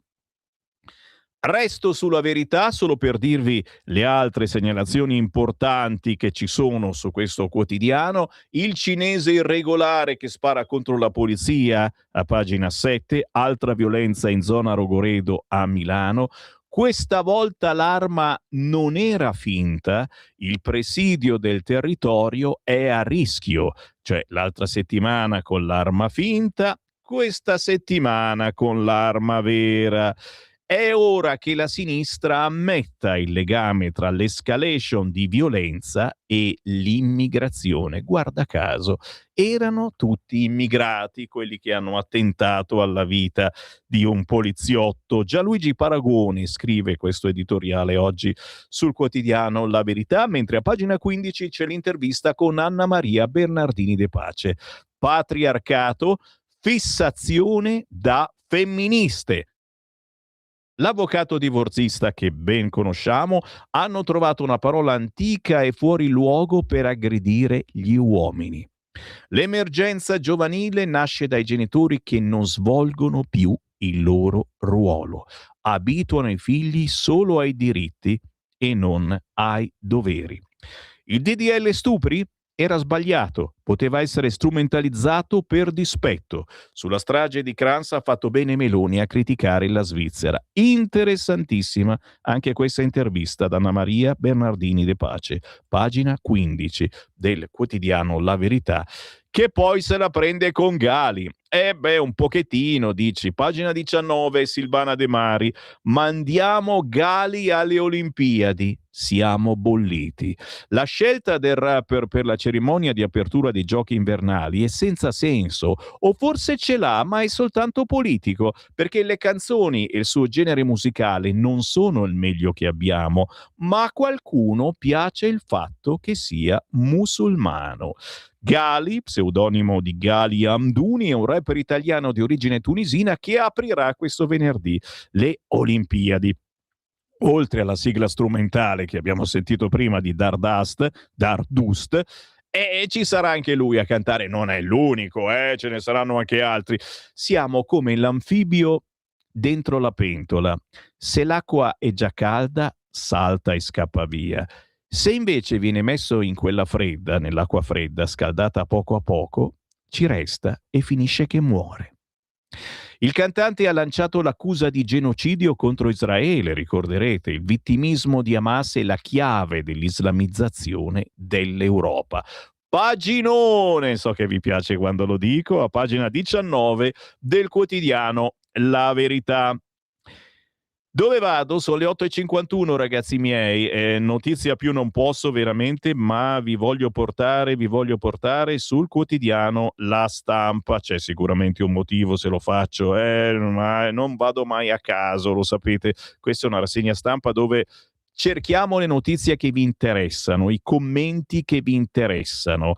A Torino, matrice eversiva, titolone sulla Stampa, parla Piantedosi. In azione potenziali terroristi. C'è la stretta Super Daspo e fermo preventivo. Ecco il motivo per cui sono sul quotidiano La Stampa, perché intervista Piantedosi. Ma c'è anche uno speciale bada ben di 24 pagine sulla Stampa.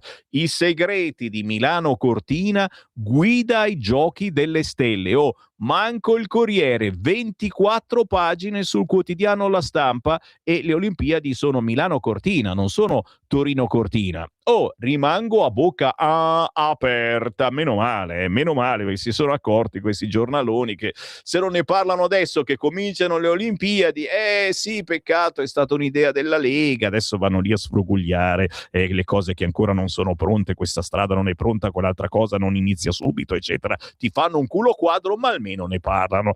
Pagina 3 del quotidiano La Stampa, si parla di Torino ferita, intervista a Matteo Piantedosi. A Torino chiara matrice eversiva, i violenti aiutati dai cosiddetti pacifici.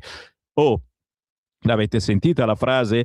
Piantedosi molliccio troppe volte non ci piace, ma questa frase è potente. I violenti aiutati dai cosiddetti pacifici. Non è poi quello che ho detto io in apertura di rassegna, che queste migliaia, erano in tantissimi al corteo pro Askatasuna, che comunque è una roba illegale, non potevano non sapere, non si sono accorti che 1000 o forse un poco meno di loro si staccavano e andavano a distruggere, a far casino, a fare del male.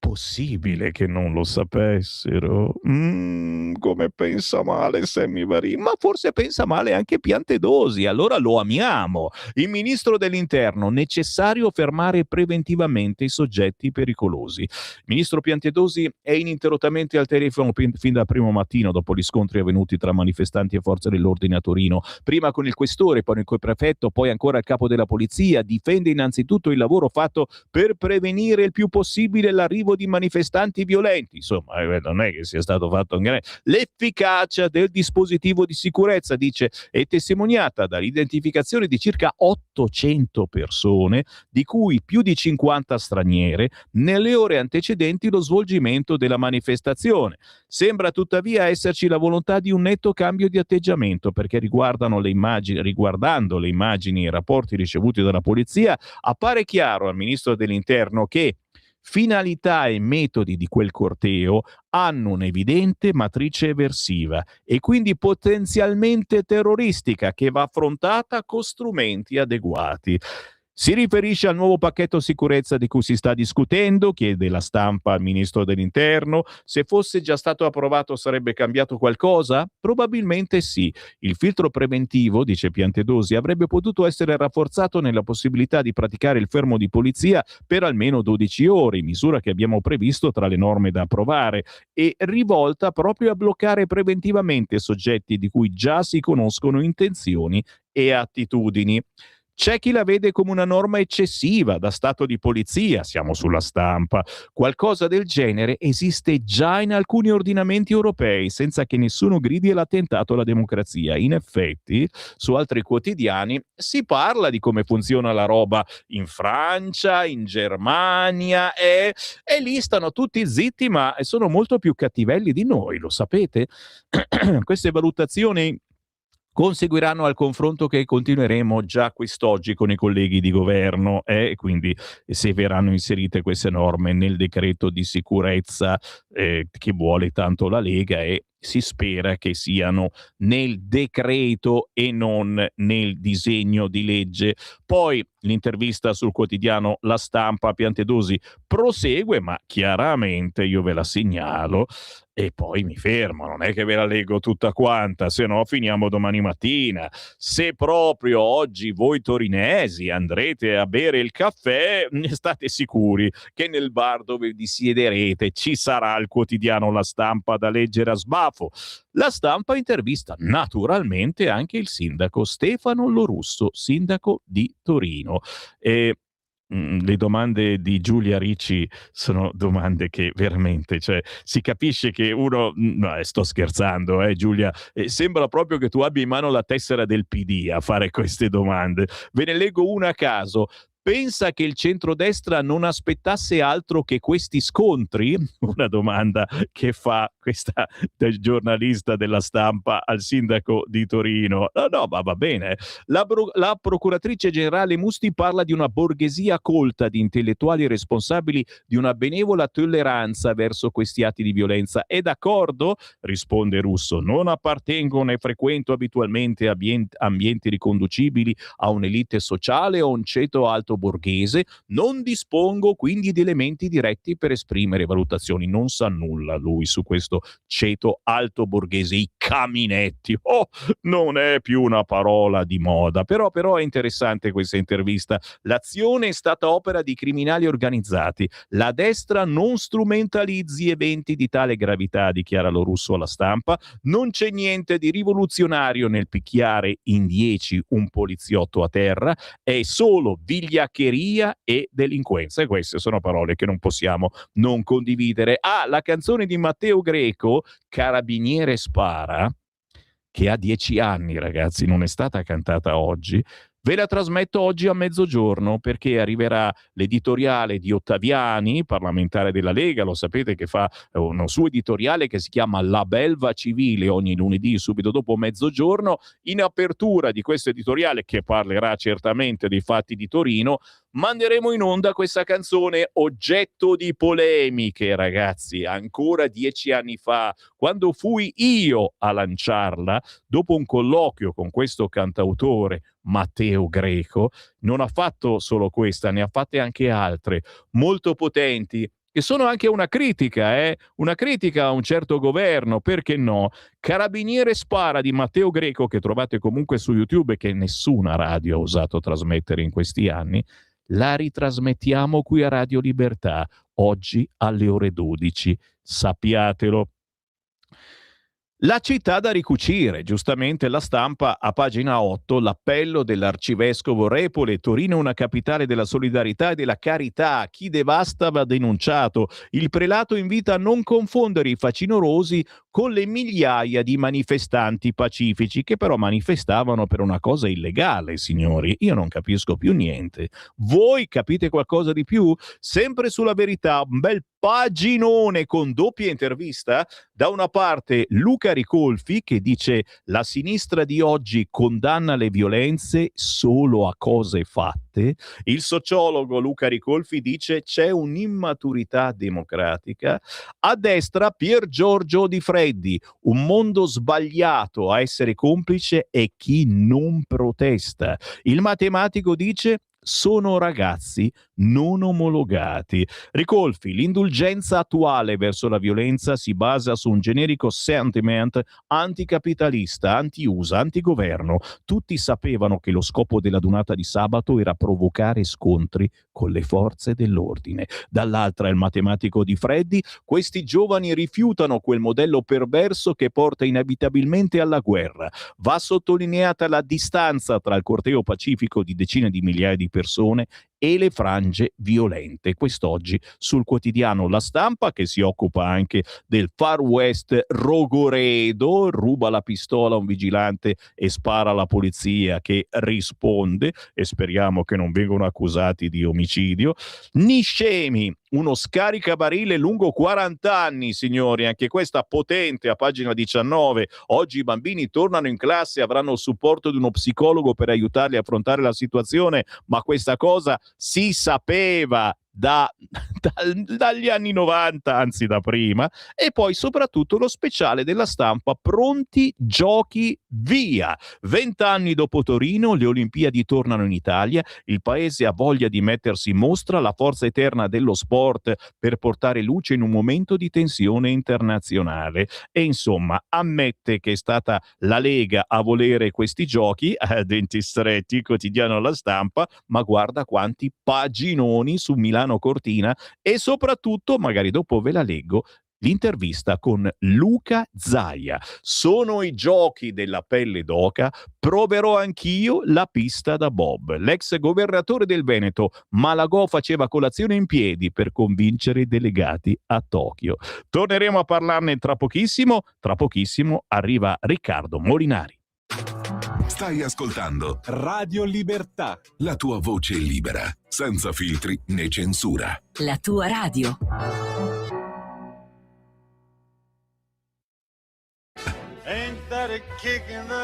Ascolta i tuoi programmi preferiti, le notizie, la musica che ami e non solo. Con l'app di Radio Libertà puoi interagire con i conduttori, anche quando sei in movimento. Non aspettare, cerca Radio Libertà nello store del tuo smartphone o tablet e scarica l'app gratuitamente. Radio Libertà, tutta la radio con te. Scopri di più su radiolibertà.net. Semplicemente la tua radio.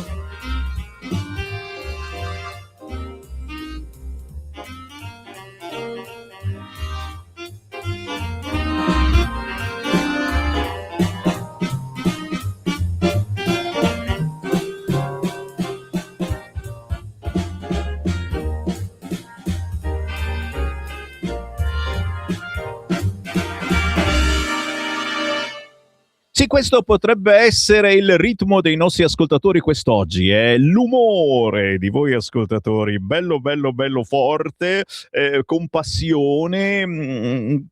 Che devo dirvi, ragazzi? Mi state inondando di messaggi. 340 6709 659, li leggiamo tra non molto. Questa era Toledo di Sabrina Russo, jazz, cantaurato, tradizione napoletana e le più celebri fermate MM di Napoli. In questo caso la fermata era Toledo. Qui Parlamento. Con il buongiorno rinnovato da Sammy Varin, Radio Libertà, come ogni lunedì, il capogruppo della Lega alla Camera, Riccardo Molinari. Buongiorno. Buongiorno Sammy, un saluto a tutti.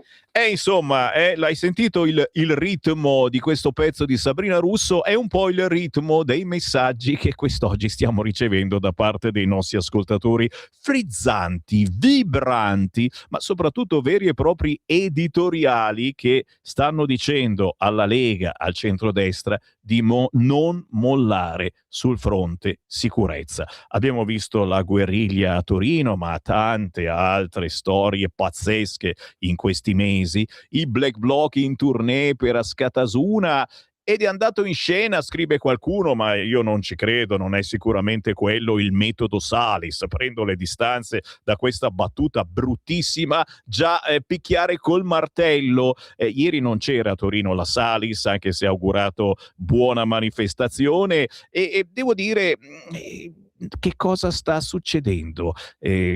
Come deve cambiare la situazione. C'è molta attesa per questo incontro delle prossime ore per decidere che cosa inserire nel decreto sicurezza e che cosa inserire nel disegno di legge che tu ce lo puoi spiegare meglio, sono due cose ben diverse e forse è il caso di ritenere queste novità che la Lega e il centrodestra vogliono inserire abbastanza urgenti, perché venerdì cominciano ad esempio le Olimpiadi e una certa sinistra ha promesso che ci saranno proteste anche su questo fronte. Riccardo Molinari. Allora, sicuramente quello che è successo a Torino rafforza la Lega e il centrodestra nell'idea che è necessario portare a termine questo nuovo pacchetto sicurezza, anche perché il pacchetto sicurezza si concentra soprattutto sulle tutele agli agenti di polizia e quindi insomma credo che sia necessario portarlo avanti come Salvini chiede da tempo. La discussione che c'è in questo momento al governo è su quali norme inserire nel decreto e quali norme inserire nel disegno di legge. Quali sono le differenze? È chiaro che quello che andrà nel decreto legge sarà direttamente applicabile. Quello che va nel disegno di legge invece dovrà passare dal vaglio del Parlamento. Anche il decreto deve essere convertito dal Parlamento, ma il decreto appena fatto è subito esecutivo e dentro 60 giorni va convertito. Il disegno di legge invece prende i tempi parlamentari, quindi finché non ha 2 letture conformi di Camera e Senato non è applicabile. E giustamente qualcuno potrebbe dire sì, allora se è così perché non mettono tutto nel decreto? E non si mette tutto nel decreto perché la Presidente della Repubblica ha già fatto sapere che ci sono alcune norme su cui non si ravvede l'urgenza e quindi le norme su cui non si ravvede l'urgenza non possono andare nel decreto. Quindi come pensa di agire il governo? Nel decreto inseriscono una serie di norme tecniche sul personale di polizia, sui meccanismi interni alla promozione delle carriere della polizia, insomma cose tecniche che riguardano la carriera dei poliziotti. Nel disegno di legge mettere norme più politiche. Quello che noi stiamo cercando di fare è spostare quante più norme possibili dal disegno di legge al decreto legge. Ad esempio, ne cito una, quella che estende le misure dell'ultimo decreto sicurezza, quindi la possibilità di sgombero in 48 ore delle case occupate, non solo alle prime case ma a tutte le case. Questa è una norma che vogliamo portare avanti. O ad esempio l'arresto differito in 48 ore anche per i reati come il furto con strappo o reati di scippi che vengono ripresi dalle telecamere, insomma permettere l'arresto anche se non in flagranza entro le 48 ore, esattamente come avviene ad esempio per i reati delle manifestazioni violente. Infatti avete visto che sono stati arrestati ieri alcuni dei partecipanti insomma al pestaggio del poliziotto durante i cortei per la scatassura. Quindi questo è lo stato dell'arte del decreto. Sicuramente, come sempre succede in Italia, i fatti di cronaca daranno credo un'accelerata all'azione del governo. Sfogliavo i giornali questa mattina, ho visto che la Meloni ha convocato insomma i partiti, quindi immagino Tajani e Salvini, per discutere di questo, quindi io spero che a giorni questo nuovo pacchetto sicurezza venga approvato. Cosa rispondiamo a una certa sinistra che ci accusa di voler inserire uno stato di polizia? Che parlano i fatti, e la sinistra parla di stato di polizia da quando è arrivato questo governo, solo per il fatto che è un governo di centrodestra e quindi visto che l'argomento è sempre quello, centrodestra al potere, stato autoritario, lo dicono dal primo giorno. L'hanno detto quando abbiamo approvato il decreto sui rave, l'hanno detto quando abbiamo approvato il decreto immigrazione, l'hanno detto quando abbiamo approvato il primo pacchetto sicurezza, il decreto Caivano, adesso lo dicono per il secondo pacchetto sicurezza. Il punto è che, se ricordate bene, l'estate scorsa, quando è stato approvato il decreto sicurezza, la narrativa era che non sarebbero più potute fare manifestazioni, non ci sarebbero più stati gli scioperi, ci sarebbe stata repressione violenta dei manifestanti. Ecco, ogni mese ci sono circa 50 scioperi indetti contro il governo, le manifestazioni le vedete anche voi, purtroppo anche quelle violente, e quindi insomma è evidente che allora è pura propaganda. Qua nessuno ha voluto mai vietare il diritto di sciopero, qua nessuno ha mai voluto vietare le manifestazioni, però non possiamo neanche tollerare che ci siano delle scene come quelle dell'altro giorno a Torino. Cioè, è impossibile che ci siano degli agenti della polizia che debbano rischiare la vita, come è impossibile che i cittadini di Torino in questo caso debbano vivere sotto scacco e sotto ricatto di questi teppisti che fanno il bello e il cattivo tempo per la città, anche perché questa è stata una grande manifestazione, diciamo, di carattere nazionale, ma in queste settimane dall'episodio di Askatasuna le manifestazioni a Torino sono state tante e sempre con disordini e sempre con problemi per la gente per bene che va a lavorare. Insomma, bisogna permettere alle forze dell'ordine, come in tutto il mondo, di avere degli strumenti per contrastare questo tipo di manifestazioni violente. Chiaro, ricordiamo insomma quel poliziotto, quelle immagini terribili che abbiamo visto sabato sera e quasi non ci volevamo credere, ma poi abbiamo scoperto che erano vere e pensiamo cosa sarebbe accaduto se quel poliziotto avesse tirato fuori la pistola e avrebbe sparato. Non voglio neanche pensarci. Ultimo minuto, Molinari, cosa succede questa settimana in Parlamento? Questa settimana in Parlamento le cose principali riguardano proprio le informative del ministro Piantedosi sui temi della sicurezza. Ci sarà domani alle 2 un'informativa proprio sui fatti di Torino e il giorno dopo, mercoledì, un'informativa di Piantedosi sull'altra polemica, l'avrete sentita la settimana scorsa, quella sugli agenti dell'AIS, della polizia anti-immigrazione di frontiera americana, a seguito dei capi di Stato della squadra olimpica americana. Queste sono, diciamo, due informative, quindi due momenti politici, ma credo che saranno quelli che catalizzeranno maggiormente l'attenzione dei media e del dibattito politico, anche perché per il resto abbiamo dei provvedimenti, il provvedimento annuale sul sostegno alle imprese, che è, diciamo, un provvedimento abbastanza tecnico che si rinnova ogni anno, sulla legge Sabattini, insomma su una serie di iniziative finanziarie di aiuto alle imprese. E poi abbiamo una legge che commemora una tragedia aerea, insomma provvedimenti di iniziativa parlamentare, quindi penso che l'attenzione sarà tutta sulle due informative del ministro Piantedosi. E noi vi seguiremo con le nostre dirette all'interno del Parlamento, nei Qui Parlamento, in ogni trasmissione. Grazie al capogruppo della Lega, Riccardo Molinari, buona settimana. Grazie a te Tiziana, grazie a te, scusami, mi ha appena mandato un messaggio la mia segretaria che si chiama Tiziana. Ciao Tiziana! Grazie a te Sammy, un saluto a tutti gli ascoltatori. Ciao. Ciao. Qui Parlamento. Un bellissimo nome, Tiziana. 9:15, signori, mamma mia, quanti messaggi che dicono a Molinari avanti, pugno duro, ma io vi porto sul quotidiano Libero che ha un titolo molto chiaro, l'aggressione sciocca al poliziotto, la sinistra martella la verità, tra giornalisti e politici rossi è corsa a chiedere di non criminalizzare Askatasuna, Meloni visita l'agente ferito, Schlein non ci va ma si lamenta, no a strumentalizzazioni e ancora paura a Milano, irregolare ruba una pistola e spara una volante, colpito, è grave. Questi principali titoli, oltre alla terribile foto che abbiamo visto nei nostri occhi, che abbiamo tuttora nei nostri occhi, di quello che è accaduto sabato sera in quel di Torino. Giro da pagina, invece, un'indiscrezione che compare a pagina 8 di Libero, è l'unico che ne parla. La Lega per Ferragosto torna a Ponte di Legno. 8 anni dopo l'ultima edizione, Salvini vuole rilanciare l'appuntamento che ha fatto la storia del Carroccio. Da Umberto a Matteo, quanti ricordi. La Lega è pronta a tornare a rivivere il Ferragosto a Ponte di Legno. 8 anni dopo l'ultima edizione, nel 2026 potrebbe tornare la festa d'estate, che è un pezzo importantissimo nella storia del Carroccio. Secondo alcune indiscrezioni, l'input sarebbe arrivato direttamente da Matteo Salvini per rafforzare il nuovo corso che porterà la Lega dritta alle politiche del 2027. Il ritorno a Ponte di Legno infatti si inserisce non solo nella tradizione del Carroccio, ma anche nella collana di manifestazioni che Salvini sta organizzando per riportare il partito sul territorio, perché va bene stare nei palazzi a governare, ma guai a perdere il contatto con la realtà, perché la Lega era e deve restare di lotta e di governo. Il calendario leghista ad oggi è già abbastanza denso. Si parte il 21 febbraio al Passo del Tonale con la manifestazione Si scia senza Sharia, organizzata dall'europarlamentare Silvia Sardone, Susanna Ceccardi, Anna Maria Cisint.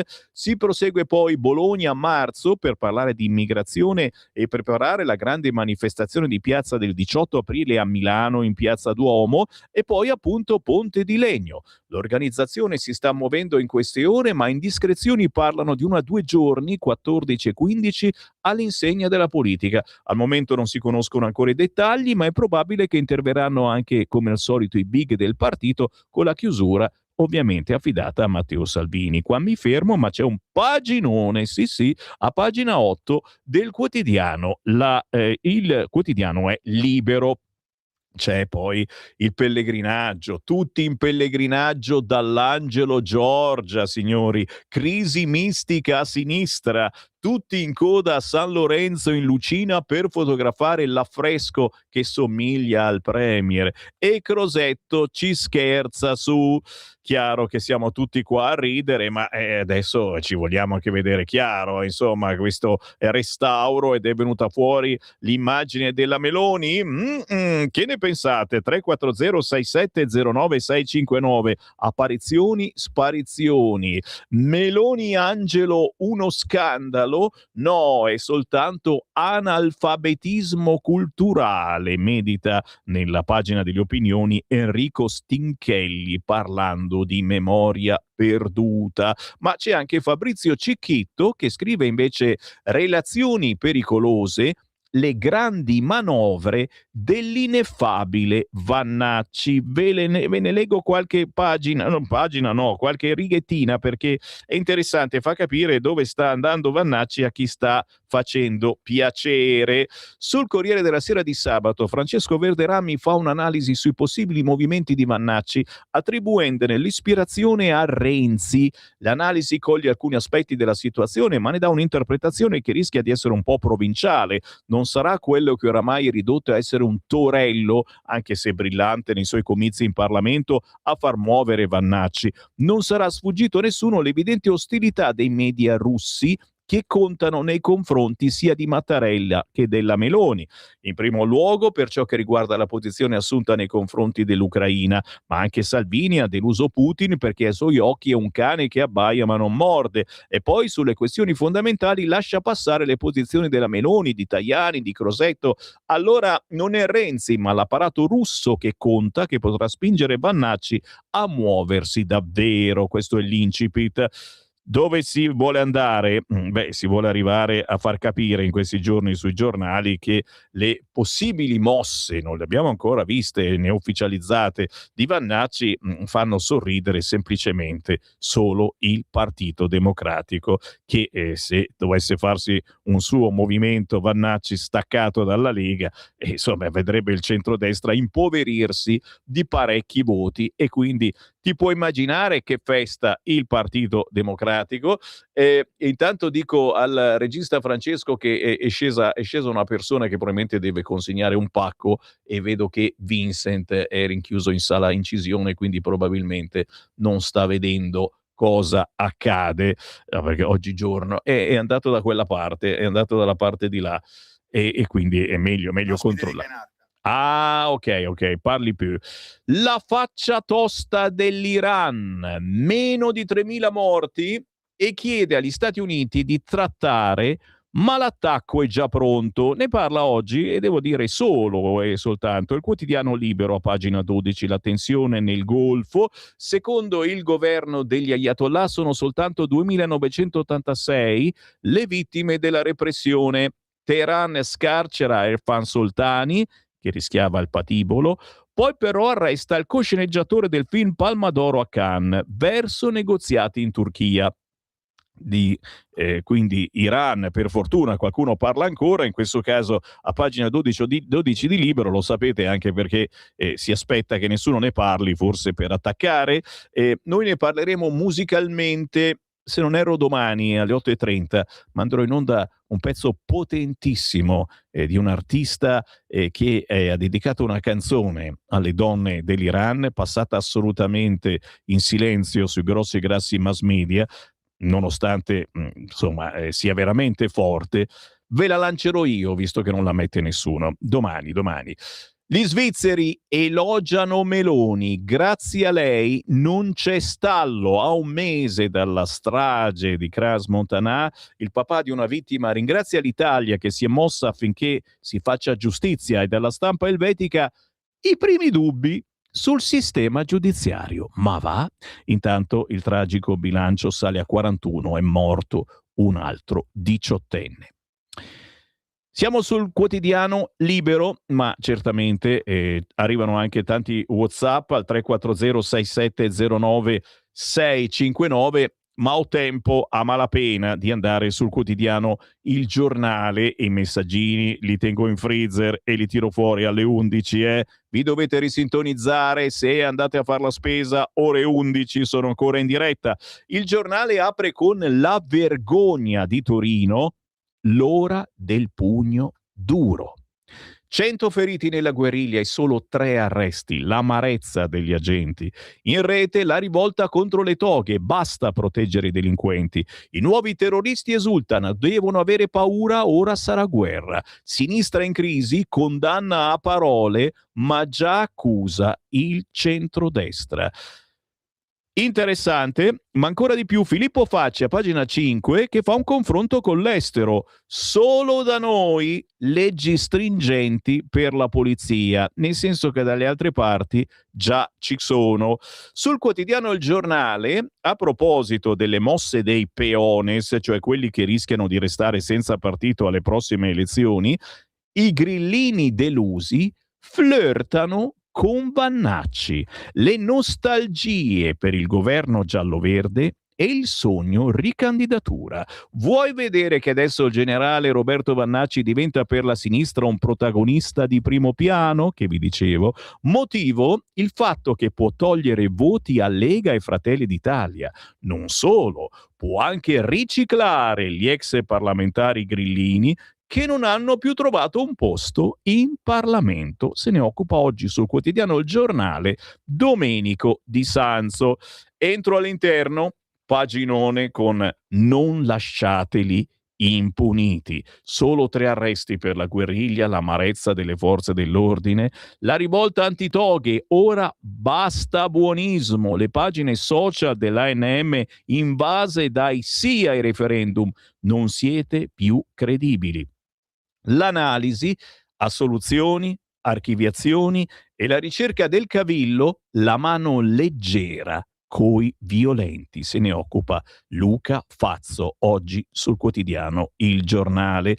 Sicurezza. Vertice di governo, arriva il fermo preventivo. Questa mattina la giornata clou, la riunione a Palazzo Chigi, mercoledì il Consiglio dei Ministri, l'ipotesi di consentire l'arresto per i soggetti sospettati di essere un pericolo, più tutele per gli agenti e Piantedosi riferisce alle Camere questa settimana. Il blitz della Meloni dagli agenti feriti, Italia al vostro fianco, le tose non esitino. Interessante, vi dicevo, il confronto che fa Filippo Facci. In Italia la polizia ha le mani legate, ma negli altri paesi non funziona così. L'ordine pubblico italiano sconta ancora gli incidenti di Genova 2001, e già, dove qualcuno è diventato così importante da avere addirittura una sala dedicata. Da lì in poi c'è stata una sedimentazione di circolari e di prassi che hanno imposto una calmata strutturale mai recuperata. Oggi intervengono i reparti mobili della Polizia dei Carabinieri con la regia del Questore e il coordinamento della Digos, e la differenza tra corpi conta poco perché la dottrina è unica e prevede gradualità estrema, distanza fisica, possibile uso di strumenti di allontanamento lacrimogeni idranti e cariche come soluzione estrema, quasi sempre di alleggerimento e non di rottura, il tutto cercando di evitare corpo a corpo e cattura a caldo. Ne deriva una prudenza e un autocontenimento decisamente superiori alla media europea.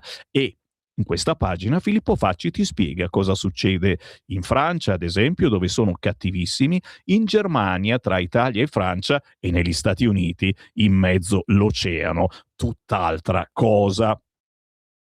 Irriducibili maestri, zero calcare, guida il salottino dell'Intellò che soffiano sul fuoco. Imperdibile articolo di Luigi Mascheroni, quello del Giù la maschera, da Elio Germano in tribunale per aiutare gli occupanti, al professor Barbero che definisce ricchezze cittadine i centri sociali.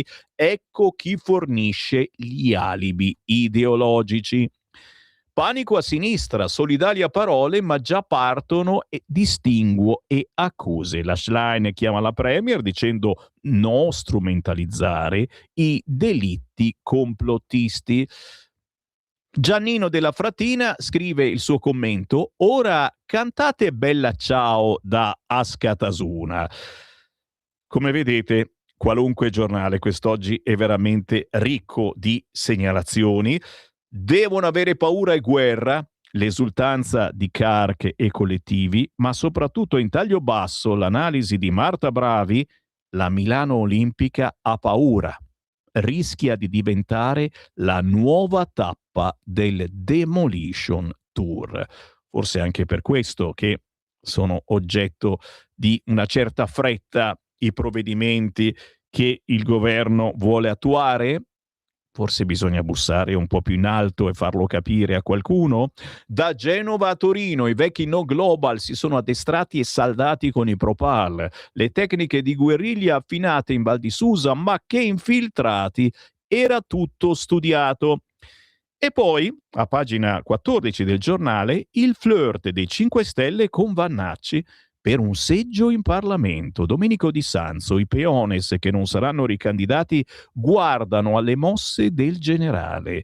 La nostalgia per l'asse giallo-verde. Un'intera pagina dedicata alle possibili mosse del generale Vannacci, che ancora non si conoscono. Intanto a Roma tutti in coda per l'Angelo Sosia di Meloni. La parrocchia romana presa d'assalto dai turisti, centinaia di persone dalla mattina. Chiudiamo con il Tempo, prendiamoli uno a uno.